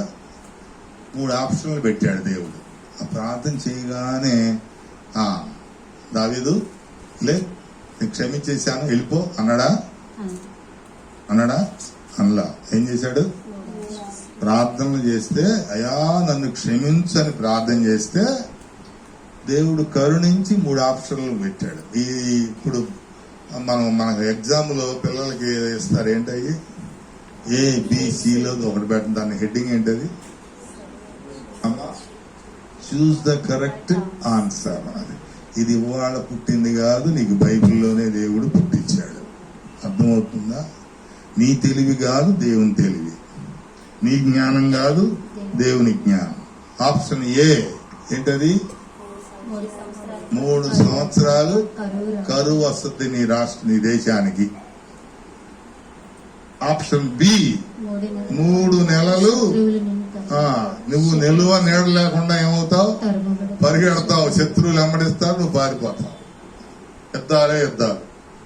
ఆప్షన్ సి, 3 రోజులు యెహోవా కత్తి నీకు విరోధంగా ఉంటది. అంటే తెగులు నిన్ను వెంబడిస్తుంది. చూసారా ఎందుకు వస్తుందా తెగులు అంటారు? బుద్ధిహీనులు అయిపోతే వస్తుంది, దేవుని మాట వినకపోతే వస్తుంది. అతను చాలా క్లారిటీగా చెప్తా ఉన్నాను. నేను విడమర్చి చెప్తున్నా. ఎందువల్ల వచ్చిందంటే, ఇప్పుడు చెప్పండి, వాళ్ళ కరోనా ఎందువల్ల వచ్చింది? మన వల్లే వచ్చింది, మన అవిధేయత వల్లే వచ్చింది. అవునా? ఎవరు తీసుకురా? నీ కార్యం వల్ల వస్తుంది, నీ రెక్లెస్నెస్ వల్లే వస్తుంది. 3 ఆప్షన్లో ఎక్కడ ఒకటి కూడా పాజిటివ్ ఏమీ లేదు. దావీదుకి అనుకూలమైంది ఏదైనా ఉందమ్మా? 3 శిక్షలే. ఒకటి కరువు, రెండోది అసలు ప్లేస్, వితౌట్ ప్లేస్ పారిపోవడమే, 3 నెలలు పరిగెత్తాలి. ఇంకొకటి అక్కడే ఉంటాడు, కానీ ఏమొస్తుంది? తెగులు వస్తుంది. కత్తి ఈజ్ ఈక్వల్ టు తెగులు. యెహోవా కత్తి ఈజ్ ఈక్వల్ టు కరోనా. యెహోవా కోపం ఈజ్ ఈక్వల్ టు కరోనా. అర్థమవుతుందా? ఇది బాగా విశ్లేషించి చదవండి. నాకన్నా ఎక్కువ జ్ఞానం మీకు ఉంది. ఇంకా గొప్ప విషయాలు దేవుడు తెలియజేస్తాడు. ఎట్లా బ్రతకాలో నేర్పుతాడు. మీరు నేర్చుకోండి, మీ బిడ్డలకు నేర్పించండి. ప్రతికూలంగా దేవునికి తయారవ్వద్దు.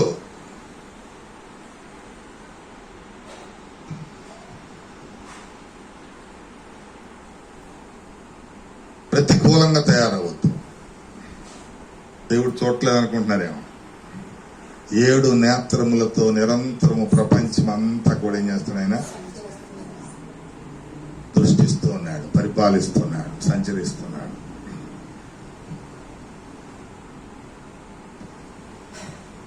ఈ చిన్న విషయం కాదు. మన దృష్టిలో ఎలా ఉంటుంది?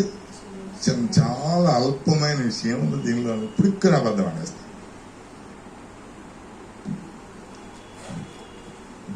చాలా నిర్లక్ష్యంగా ప్రవర్తిస్తుంది. ఎక్కడలో హెచ్చరిక వచ్చిన దేవుడి అమ్మ ఒకటే చెప్తున్నా, ఎప్పుడు హెచ్చరిక రాకుండా, హెచ్చరించకుండా మాత్రం శిక్ష వేయడు. నిన్ను దైవజనుడు హెచ్చరించాడు, లోపడుతున్నావా? దైవజనుడు నీకు చెప్తున్నాడు, లోపడుతున్నావా? ఒక్కళ్ళన్నా ఉన్నారా నా పార్టీ ఎవరైనా ఇక్కడ? చెయ్యత్తండి, నేను వచ్చి ఆ చెయ్యిని గట్టిగా హత్తుకుంటాను. అమ్మా, దైవజనుడి మాట విన్న వాళ్ళు ఒక్కళ్ళు చేయొద్దండి. This is my congregation. What a lovely congregation.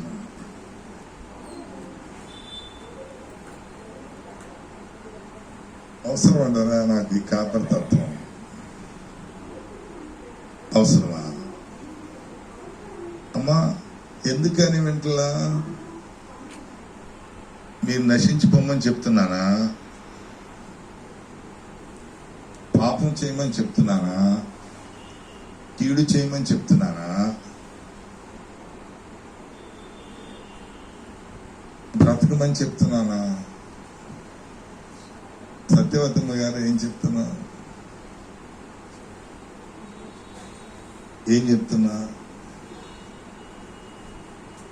లోకంలోకి వెళ్ళిపోయి పాపం చేయండి అని చెప్తున్నానా? ఇష్టానుసారంగా బ్రతికేయండి ఏమవుదని చెప్తున్నానా? అబద్ధం బోధ చేస్తున్నానా? చూడండి రిప్లై గారు, అబద్ధం బోధ ఏమని చేస్తున్నానా? బైబిల్లో ఉన్నదేమో చెప్పేది, దేవుడు రాసి ఇచ్చిందేనా, నా సొంతగా ఏమని చెప్తున్నానా? నువ్వు ప్రతికూలమా అనుకూలమా? చెప్పండి. ఏం చెప్తాను? తొందర వదిలేండి, వెళ్ళిపోతాను. 5ంటికి అన్నారు, 6:30, 7, 8ంటికి కూడా వస్తున్నారు కదా. ఏం చేయని చెప్పండి? అదే తెలియట్లా, చేతగాని కాపరి. ఒక హెడ్డింగ్ పెట్టండి నాకు. బాగుందా టైటిల్? బాలేదా? కొంతమందికి చాలా బాగుంటుంది, బాగా నచ్చుంది. ప్రియమైన దేవుని బిడ్డలారా, కాపరికి వచ్చే ఇబ్బంది లేదు, దావీదుకు వచ్చిన ఇబ్బంది కూడా లేదు, యోవాబుకు వచ్చిన ఇబ్బంది కూడా లేదు. The punishment is goes to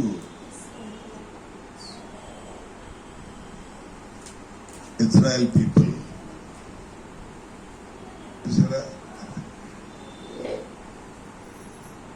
తప్పు చేసినోడు బాగానే ఉంటాడు. 3 ఆప్షన్స్. ఏది కోరుకుంటాడు? ముందు నుయ్య, వెనక గొయ్య, అంతే. ఏం కోరుకుంటాడు? కరువు కోరుకుంటాడా? దేశాన్ని వదిలిపెట్టి పారిపోవడం కోరుకుంటాడా? దేవుని కత్తి కోరుకుంటాడా? ఏం కోరుకుంటావు? ఏం కోరుకుంటాడు? దేవుడే డిసైడ్ చేయమన్నాడు. ఏం చేస్తా? నీ చేతితో చిక్కుకుపోయా నేను, ఇప్పుడు దాన్ని ఎవరో విడుదల చేయలేరు, నాకు ప్రాయశ్చిత్తం లేదు ఇంకా. దేవా, నీ చేతిలో చిక్కుకుపోయి, ఎలా చిక్కుకుపోయాను? నిన్ను వ్యతిరేకించి చిక్కుకుపోయాను, నీ మాట వినకుండా చిక్కుకుపోయాను, చేయమన్నది చేయకుండా చిక్కుకుపోయాను, నా అవివేకం వల్ల, అతిక్రమం వల్ల. చాలా చాలా బాధపడుతుంది. దేవుడు ఇవన్నీ కన్ను దృష్టి పెట్టి చూస్తే వీఆర్ ఫెయిల్. ఎక్కడ చిక్కుకుపోయాను? ఒక్కడికి ప్రయోజనకరమైన తీసుకెళ్లి మట్టిపాలు చేశాను అన్నాను, ఒకడికి ఉపయోగపడేది తీసుకెళ్లి డస్ట్బిన్ లో పడేశాను.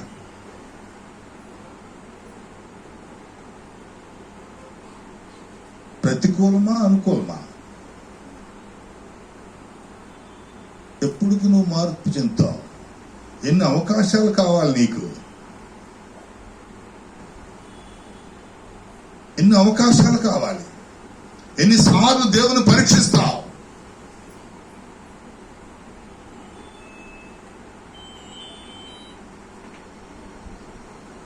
ఏం కోరుకుంటావు? ఇదే ప్రశ్న నిన్ను అడిగితే ఏం కోరుకుంటావు? ఈ 3 ఆప్షన్స్. ఏ? కరువు. ఎన్ని సంవత్సరాలు? 3 సంవత్సరాలు కరువు కోరుకుంటావా? బి, 3 నెలలు ఇంటి పట్టు లేకుండా దేశ దిమ్మరమై తిరుగుతావా? ఎందుకు ఎంతమంది దేశ దిమ్మరులుగా తిరుగుతున్నారు చూడండి ఒకసారి. ఇక్కడ మొదలు పెట్టండి, సమాధుల దగ్గర మొదలు పెట్టండి, జస్ట్ బ్యారేజ్ దగ్గరికి వెళ్ళండి. తమాషా అనుకుంటారా? బ్యారేజ్ దగ్గరికి వెళ్ళండి. దేశ దిమ్మరులై ఎంత మంది కనిపిస్తున్నారు, ఇల్లు వాకిలు లేకుండా, నిలువ నీడ లేకుండా, భార్య ఎక్కడో, బిడ్డలు ఎక్కడో, కుటుంబం ఎక్కడో, పశుప్రాయులు, దేవునికి లోబడని వారు, దేవుని ఘనత వహించి బుద్ధిహీనులైపోయి తిరుగుతున్నటువంటి వారు. కళ్ళ ముందే కనిపిస్తే ఇవన్నీ ప్రయోజకులై గంత. మొన్న 11 భాషలు మాట్లాడేటువంటి ఒక లేడీ, బ్రిటన్ లో వారి కుటుంబం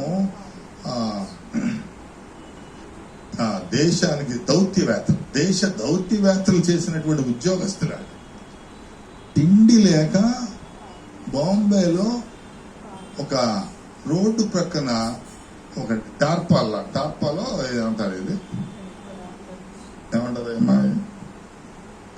పట్టాలు కుట్టిస్తాం కదా, ఆ టార్పాలు వేసుకుని అక్కడ నివసిస్తా ఉంది. 11 భాషలు అనర్గళంగా మారుతుంది. IAS వరకు చదివింది. తిండి లేక ఎవడన్నా ప్యాకెట్ ఇస్తే ఆ ప్యాకెట్ అక్కడ కర్రలకి తగిలిస్తుంది. ఏంటా దుస్థితి? అవిధేయత. ఏంటి దుస్థితి? ఎంత ఘనత వహించినటువంటి కుటుంబం, నిలువ నీడ లేదు, నిలువ నీడ లేదు. కొంతమందికి చూపించాను అనుకుంటా నేను, అటువంటి కొంచెం ఇంపార్టెంట్ అని పెడుతుంటాను, ఎవరు చూడడం, జస్ట్ ఫర్ ఫన్ అంటే అవి చూస్తారు బాగా. ఇంపార్టెంట్ ఇంపార్టెంట్ అయినా చూడరు. ఏదో పెట్టాడు అన్నారు, పిచ్చ ఎక్కువ ఉంటుంది, పెట్టుంటాడు అనుకుంటారు. మన బ్రతుకుని మనకు చూపించేవి చూడాలి, మన క్యారెక్టర్ని సరిచేసేవి చూడాలి. ఏమనుకుంటున్నా, బ్రతుకంత ఇలాగే ఉంటుంది అనుకుంటున్నావా? నల్లేరు మీద నడక అనుకుంటున్నావా? ఆడతా పాడతా జీవించేస్తాను ఈ లోకంలో అనుకుంటున్నావా? God is great. ఆయన చూస్తూ ఉంటాడు. ప్రతికూలమా నీవు, అనుకూలమా? ఓకే, దేవుడు కూడా నీ ఇష్టం అంటాడు.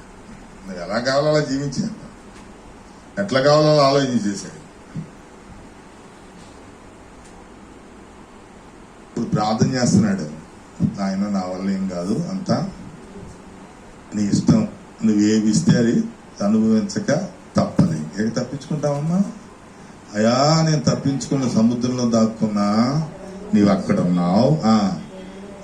కొండలెక్కినా అక్కడ ఉన్నావు, అగాధ జలముల క్రింద దూరినా అక్కడ ఉన్నావు, నేను ఎక్కడికి వెళ్ళినా నీవు అక్కడే ఉన్నావు. ఈ గ్రహింపు తెలిస్తే ఈ దౌర్భాగ్య జీవితం జీవించాం.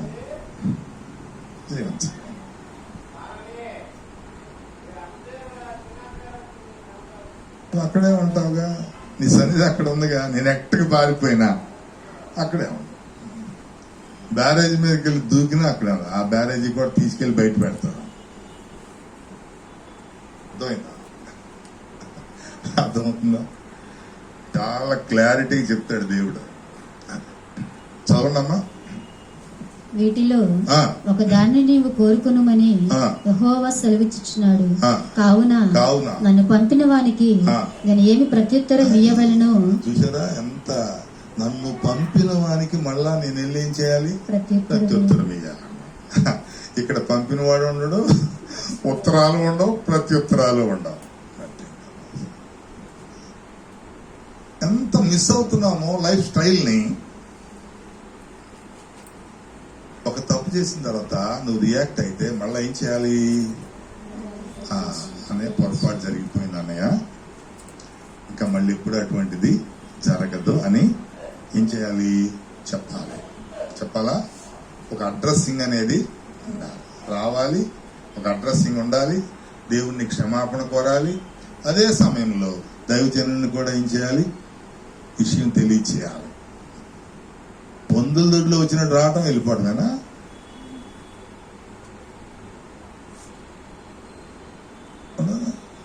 అసలు అది లేదు, అడ్రస్సింగ్ లేదు ఇక్కడ. షాలేంలో వాక్యము ద్వారా బ్రతకబడి, వాక్యము ద్వారా ఎలర్ట్ అయ్యి, వాక్యము ద్వారా గ్రహించిన తరువాత నో అడ్రస్సింగ్. నా అవిధేయత వల్ల, నా అజ్ఞానం వల్ల ఇలా జరిగింది, ఇంక మీద జరగదు. అడ్రస్సింగ్ ఉండాలిగా. రాజు చెప్తున్నాడు, నువ్వేం చెప్తావు చెప్పరా బాబు, నేను వెళ్ళి దేవునికి మళ్ళీ తిరిగి చెప్పాలా? ఏం దేవుడెవడో నువ్వెవడవే నేను చెప్పటం ఏంట్రా? అదేగా మన యాటిట్యూడ్.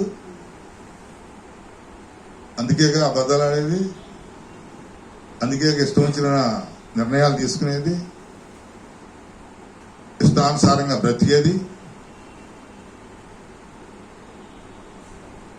నాకు దేవుడు ఉన్నాడు, దేవునికి నాకు ఒక మధ్యవర్తి ఉన్నాడు, నేనేం చేయాలి?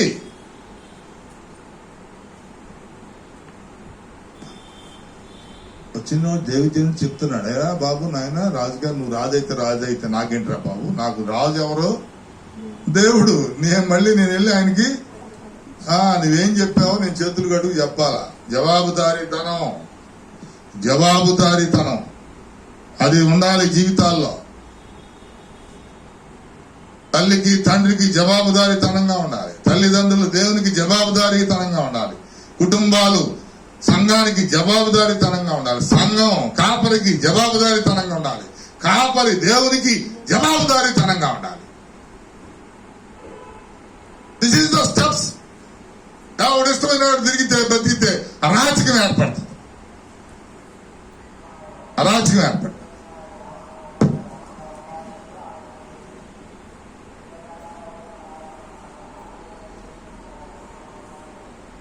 దేవుడు సెలవు ఇవ్వడుగా అటువంటి వాటికి, అరాచకాన్ని సెలవిస్తాడు.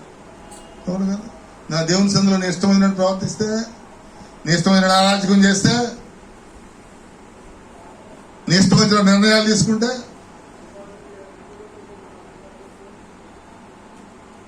భయం ఏంటో తెలుసా? ఆయన చూస్తూ ఉంటాడు, అది భయం.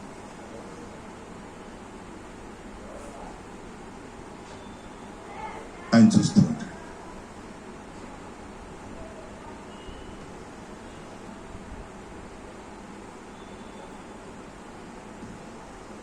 చదవండి 14వ వచనం చదవండి. కావున యెహోవా ఇశ్రాయేలీయుల మీదకి తెగులు పంపగా ఇశ్రాయేలీయులలో 70,000 మంది చచ్చిరి. 70,000 మంది చచ్చిరి. చిన్న పొరపాటుకి పెద్ద పనిష్మెంట్. చిన్న, అది తప్పని కూడా తెలియదు, తప్పని కూడా ఎవడికి తెలియదు. ఎంతమంది అంట? 70,000 మంది ఒక్క రోజులో, 3 రోజులు టైం, 3 రోజులు ఎంతమంది చచ్చిపోయారు? 70,000 మంది చచ్చిపోయారు. ఏంట్రా ఎందుకు చచ్చిపోతున్నారంటే వాళ్ళకి కూడా తెలియదు. ఇప్పుడు ఎందుకు చచ్చిపోతున్నారంటే వాళ్ళకి కూడా తెలియదు. ఊపిరాట్లా, ఆక్సిజన్ లభించట్లా, దగ్గు వస్తుంది, ఏమో అసలు కారణం లేదు, చచ్చిపోవడం అంతే. నిన్న బాగానే ఉన్నాడు కదా, నిన్న బాగున్నాడు, ఇవాళ అరే పొద్దున బాగున్నాడు కదా, ఓకే.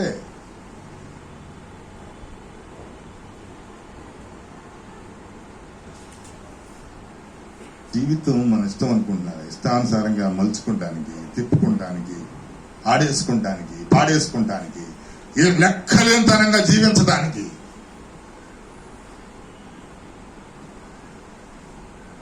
అది కదా అస్సలు. ఏం చేయాలి? ముందు లెక్కించాలి అనుకున్నప్పుడు, అమ్మా లెక్కించాలి అనుకున్నప్పుడు ఏం చేయాలి? నువ్వు పని చేయాలనుకున్నప్పుడు ఏం చేయాలి? చెప్పమ్మా. నువ్వు ఏదన్నా పని చేయాలనుకున్నప్పుడు ఏం చేయాలి? దేవునికి చెప్పాలి, మనం చేయాలి. చూడండి, నువ్వు లెక్కించాలనుకుంటే ఏం చేయాలో నిర్గమాకాండం 30వ అధ్యాయము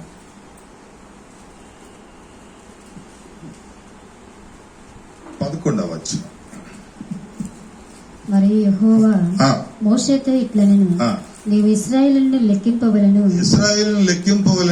వారు లెక్కింపబడి వేళకు ప్రతివాడు యెహోవాకు తన ప్రాణ పరిక్రయ ధనము ఇచ్చుకొనవలెను, చెల్లించాలి. లెక్కించాలి అనుకుంటే ప్రతి వాడికి ఏం చెల్లించాలమ్మా? ప్రాణ పరిక్రయ ధనము చెల్లించాలి. ఊరికి లెక్కేయటం కాదు. ఏదైనా పని చేయాలంటే దేవుని దగ్గరికి వచ్చి, ఈ పని స్టార్ట్ చేస్తున్నాను నాయన, నువ్వు అనుమతించు, దీన్ని ముద్రించు అని దేవుని దగ్గరికి రావాలి. ఈ దావీదు ఏం చేశాడు? వాడంతటికి వాడే లెక్క పెట్టడం మొదలెట్టేశాడు. నువ్వు లెక్కించాలనుకుంటే ప్రాణ పరిక్రయ ధనము చెల్లించి లెక్కించాలి. చదవండి. అలాగు చేసిన ఎడల నీవు వారిని లెక్కించినప్పుడు వారిలో ఏ తెగులును పుట్టదు. గట్టిగా ఆమేన్ చెప్పండి. గట్టిగా చెప్పాలా? అలాగు చేసినప్పుడు వారిలో తెగులే పుట్టలా. ఇంకా తెగులు ఎక్కడికి వస్తుంది? దేవుడికి చెప్పకుండా చేస్తే ఏమొస్తుంది? తెగులు వచ్చేస్తుంది. నువ్వు అలాగు చేస్తే నో తెగులు. ఎంత ఆన్సర్ పెట్టాడో. నీ ఇష్టం వచ్చినట్టు చేస్తే తెగులు, దేవునికి చెప్పి చేస్తే వితౌట్ తెగులు. అమ్మ అర్థం కాని వాళ్ళు ఎవరు ఉన్నారు ఇక్కడ? చెప్పండి. అర్థమైన అందరికి, అర్థమైన వాళ్ళందరూ ఆమేన్ చెప్పండి. Right, very good. నువ్వేం చేయాలన్నా ఏం చేయాలి? దేవునికి పొద్దున్నే లేచిన తర్వాత పుస్తకం చదువుకోవాలన్నా ఏం చేయాలి?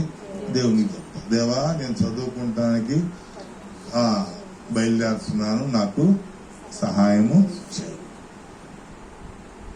బాగా అన్నిట్లో పాస్ అయిపోతాను. సూపర్. టీవీ పిల్లలు సీట్ వచ్చింది. ఎంత స్టామినా ఉంటే వసద్ది కదా కదా. లోటెక్ లోంచి హైటెక్, హైటెక్ లోంచి ఎంటెక్, ఎంటెక్ లోంచి బీటెక్ కదా, కింద కదా బీటెక్. ఏది చేయాలన్నా ఏం చేయాలి? సడన్ వెళ్తా ఉంటే ఏదన్నా జరిగింది అనుకో, ఎమ్మటి అక్కడే బండి ఆవేసి ప్రార్థన చేస్తాను. దేవా స్తోత్రాలు నాయన, దేవా కరుణించావు, దేవా కాపాడావు, దేవా. యాక్సిడెంట్ జరిగినప్పుడు కూడా నేను చేసిన పని అది. చూసే వాళ్ళందరికి ఎలా ఉంటుంది? అమ్మా పిచ్చితనంగా ఉంటారు. వీడెవుడు రవులంతా రక్తం కారుతుంటే రోడ్డు మీద మోకరించి ప్రార్థన చేస్తున్నాడు ఏంటో. వీడికన్నా పిచ్చోడే బెటరేమో అనుకుంటారు. ఎందుకని? ప్రాణం పోకుండా నిలవబెట్టావు చానికి వందనాలు, అంతే కదా. ప్రాణం పోతే ఇంకేముంది? ప్రాణం పోకుండా కాపాడు. ఇచ్చాం దెబ్బలేముందో, నెలకు 2 నెలలకు ఇంకొకప్పుడు తగ్గిపోతాయి. అసలు ముందు ప్రాణాన్ని నిలబెట్టినందుకు వందనాలనే ఆ రక్తంతో చేతులు నోటమ్మ అంత మొహం, ఆ నోరంతా రక్తం ఉండే దేవా స్తోత్రాలను ఆయన ప్రార్థన చేస్తాడు. ఒక్కళ్ళకి ప్రేరణ కలిగిన, ఓహో ఈ ఉపద్రవంలో దేవుడు ఎలా కాపాడా, ప్రాణం ఎలా నిలబెట్టడా, ప్రాణ క్రయదానం చెల్లించాడు.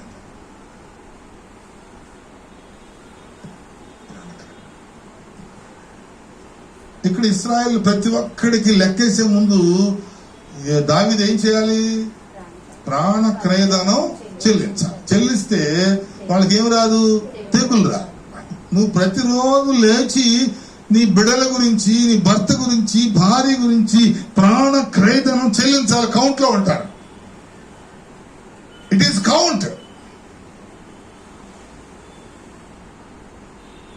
చెల్లించకపోతే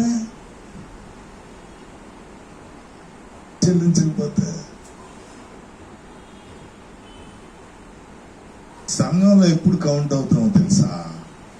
ఇక్కడ వచ్చిన వాళ్ళందరూ సంఘంలో కౌంట్ అవుతాం. సంఘంలో ఎప్పుడు కౌంట్ అవుతాం? దాని బుక్లోకి ఎప్పుడు ఎంటర్ అవుతామంటే క్రీస్తు రక్తంలో కడుగుబడిన తర్వాత. రక్తంలో కడుగుబడిన తర్వాత కూడా ఇంకా నువ్వు ఆ రకమైన జీవితమే జీవిస్తా ఉంటే ఏం చేయాలా? ఏం చేయాలా?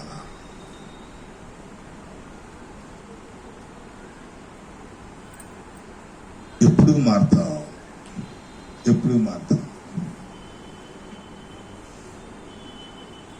దేవుడు చూసి చిచ్చి అనే దాకా తెచ్చుకోకూడదు. అయ్యో ఎంత గంత నీవు రక్తంలో కడిగావు. ఇప్పుడు పరిశుద్ధ రక్తములో, గొర్రెపిల్ల రక్తములో నిన్ను నీవు ఉతుక్కున్నావు. ఈ గంత పాత నిబంధన గ్రంథంలో నువ్వు రాజువో, ప్రవక్తవో, ఇశ్రాయేలుడువో, ఎన్నికబడ్డావో, ఎన్నుకున్న జనాంగమో, ఎన్నుకున్న వంశమో, అది ఘనత. కొత్త నిబంధన వచ్చేటప్పటికి క్రీస్తు రక్తములో కడగబడితేనే ఘనత. అంతేగాని ఇప్పుడు నాకు ఒక పెద్ద ప్యాలెస్ ఉంది, లేకపోతే బ్యాంక్ బ్యాలెన్స్ ఉంది అని చెప్పి నువ్వు అనుకుంటే ఘనత కాదు. కొత్త నిబంధనకు వచ్చేటప్పటికి ఆ ప్రాణ క్రయదన ధనం ఏంటో తెలుసా? క్రీస్తు రక్తములో కడగబడుతున్నది. ఈ క్రీస్తు రక్తమే నీ ప్రాణ, చెప్పండి, క్రయధనం. ప్రాణ అంతేనా? కొత్త నిబంధన వచ్చేటప్పుడు పాత నిబంధనలో నువ్వు ధర్మశాస్త్రానికి లోబడి సుంకం చెల్లించావు దేవునికి, అంటే బలి అర్పించావు. క్రొత్త నిబంధన వచ్చినప్పుడు దేవుడే బలి అప్పగించి నీకేం చేశాడు? ప్రాణ క్రయదానం ఇచ్చాడు.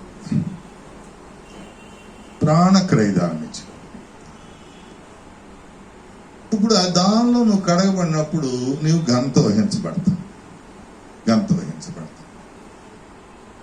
ప్రాణ క్రయదానం గంత వహించిన తర్వాత, క్రీస్తు రక్తంలో కడగబడిన తర్వాత దేవుడు నిన్నేమేం చేస్తాడు చూడండి. రోమీయులకు రాసిన పత్రిక 12వ అధ్యాయం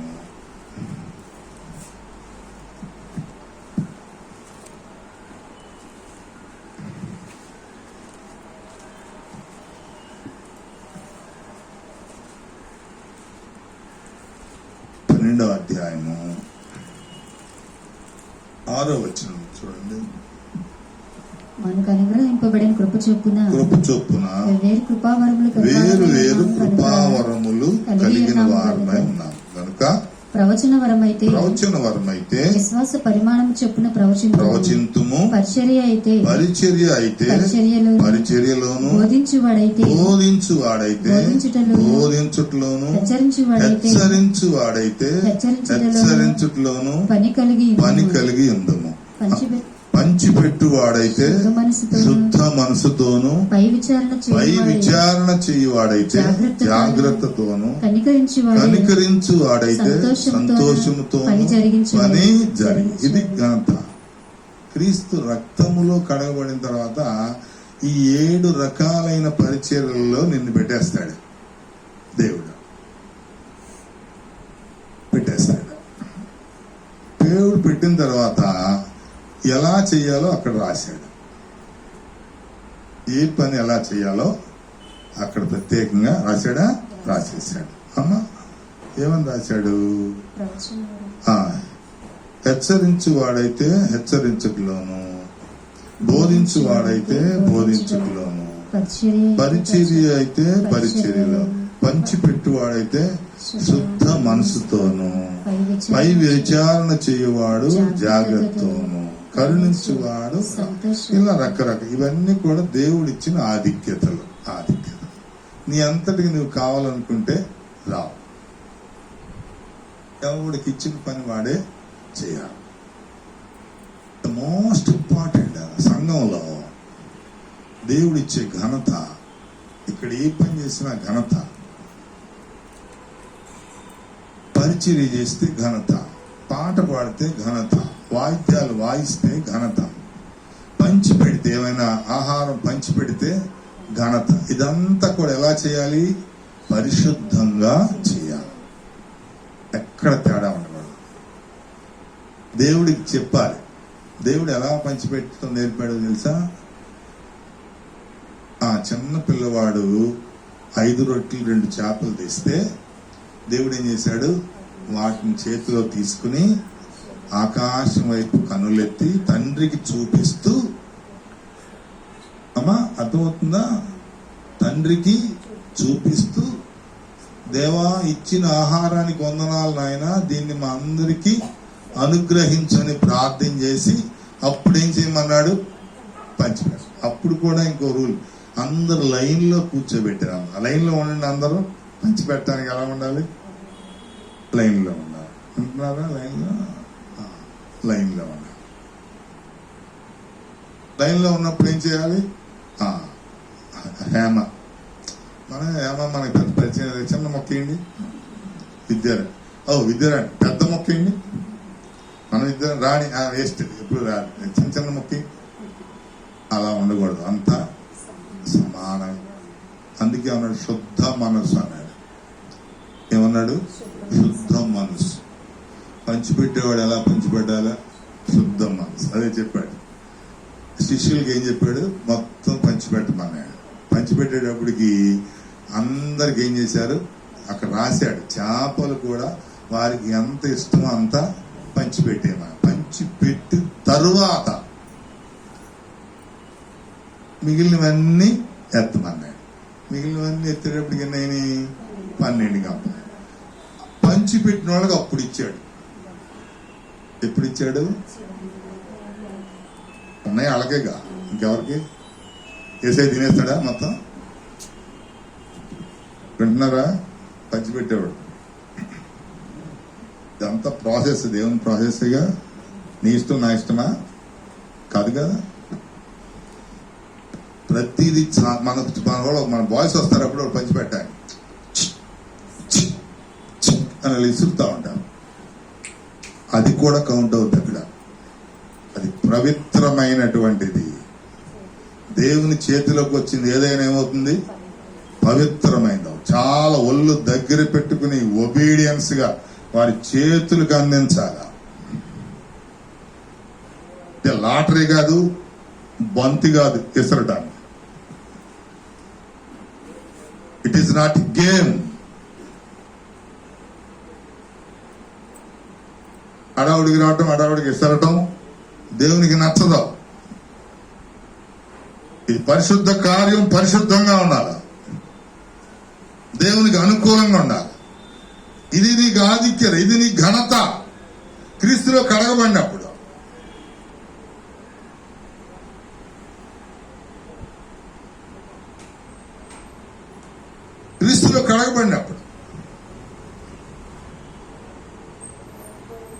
ప్రాణ క్రయధనం విముక్తి పొందినప్పుడు, నువ్వు కౌంట్ అయినప్పుడు,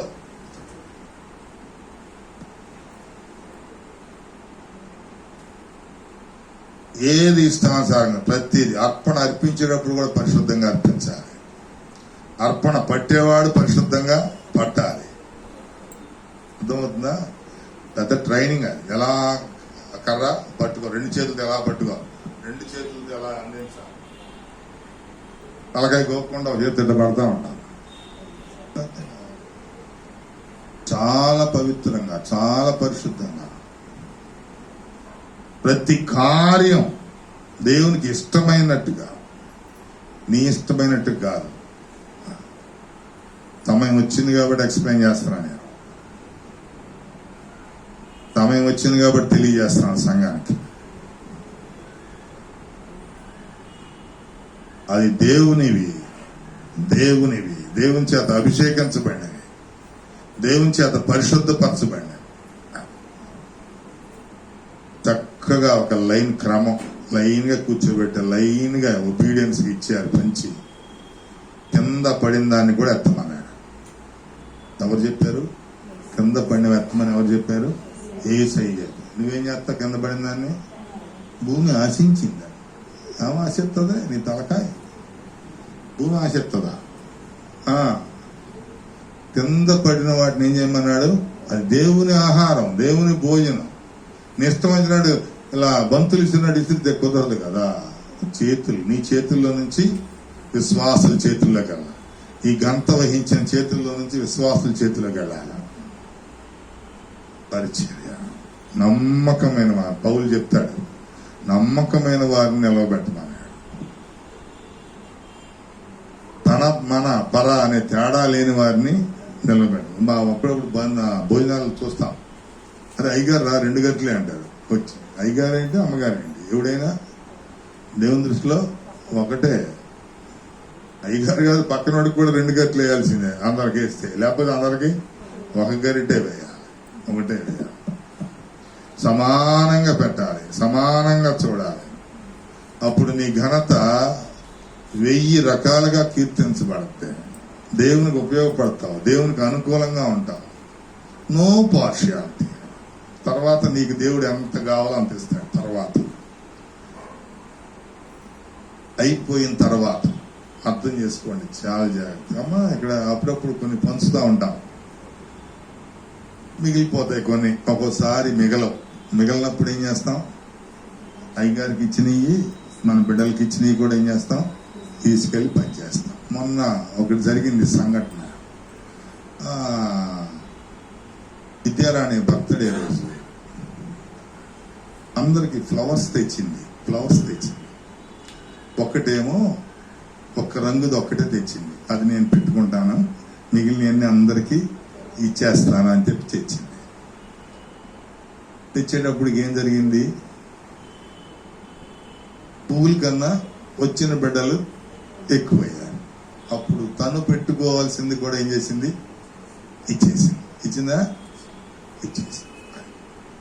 తను పెట్టుకోవాల్సింది కూడా ఆ రోజు అకేషన్, ఆ రోజు ప్రత్యేకించబడిన రోజు, ఒక ప్రత్యేకంగా తను తాను అలంకరించుకోవాల్సినటువంటి రోజు. Okay, but this is activity. నాకు లేకపోయినా దేవుడు నాకు ఇచ్చినట్టు, ఈ పంచడంలో నాకు ఇచ్చినటువంటి ఆధిక్యత ఏంటంటే, నాకు లేకపోయినా వచ్చిన వాళ్ళకి ఇవ్వాలి. అది చూస్తాడు దేవుడు. నాకే కావాలే అనుకుంటే మాత్రం కోల్పోతాం, పొందుకోలేం, అనుభవించలేం. దీన్ని కరెక్ట్ చేసుకోవాలి. ఇటువంటి స్వభావాలను కరెక్ట్ చేసుకోవాలి.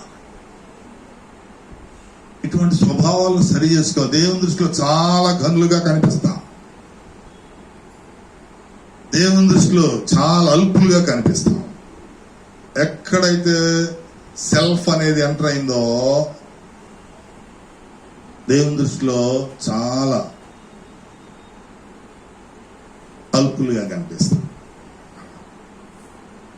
కాబట్టి ఇచ్చిన ఘనతను దేవుని కొరకు ఉపయోగించాలి. ఆ తర్వాత అప్పుడప్పుడు ప్రార్థన జరిగినప్పుడు కొన్ని ప్యాకెట్స్ కేక్స్ మిగిలిపోతాయి. మిగిలిపోయిన ఎవరు ఏం చేస్తారు, అక్కడ చివరిలో ఎవరో 4-5 ఉంటే వాళ్ళకి 2-3 ఇచ్చేస్తాం. ఏం చేస్తారు, ఎవరు చేస్తే అయ్యగారు తింటాడు. అవన్నీ అసలే షుగర్ కదా, ఇంకేం తింటాడు. ఎప్పుడు తీసుకోవాలో అప్పుడే తీసుకోవాలి. ఎప్పుడు మనం అర్హులమో అప్పుడే దేవుడు అర్హత పెడతాడు. లేకపోతే ఇట్ ఈస్ స్పాయిల్. ప్రతి దాన్ని దేవునికి ముడిపెట్టుకోవాలి. తెలియనప్పుడు చెప్పినప్పుడు వినాలి. మనకే తెలుసు అన్ని అని అతిశయపడకూడదు. ఎందుకు చెప్పారు, ఎందుకు చెప్పబడుతుంది గ్రహించాలి. గ్రహించి లోబడాలి. తల ఎగరేస్తే 3 ఆప్షన్స్ పెడతాడు దేవుడు. 3 options. Be careful, mind it. తమాషగా దేవునితో ఇష్టానుసారంగా జీవించడం కాదు. దేవునితో దేవుడిచ్చిన ఆధిక్యతను ఇష్టానుసారంగా కాలు రాసుకుంటాం కాదు.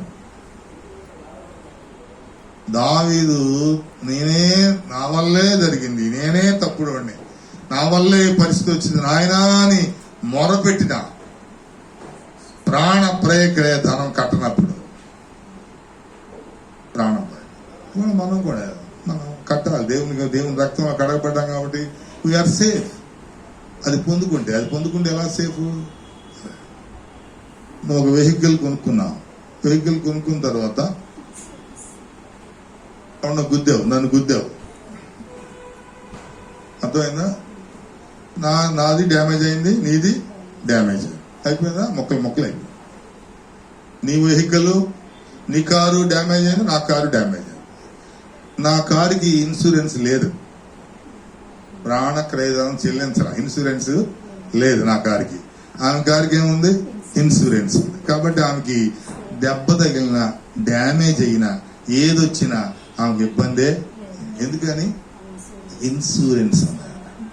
దిట్ ఈస్ కాల్డ్ ప్రాణ పరిక్రయ. అర్థమైందా? నీ జీవితానికి ఎప్పుడు ఇన్సూరెన్స్ వస్తుందంటే క్రీస్తు రక్తములో నీవు కడగబడినప్పుడు నీ ప్రాణ ప్రయక్రియ ధనం ఆయన నీ బదులు చెల్లించాడు.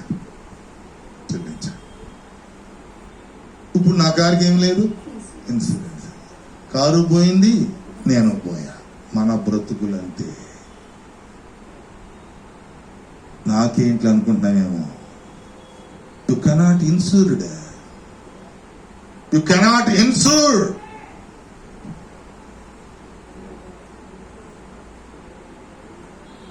దేవుల్లో నువ్వు ఇన్సూరెన్స్ అవ్వకపోతే ఎంత గొప్పగా ఉన్నా, ఎంత అందంగా ఉన్నా, ఎంత తెలివితేటలు ఉన్నా, ఎంత హావభావాలు కలిగినా you are loss, totally loss.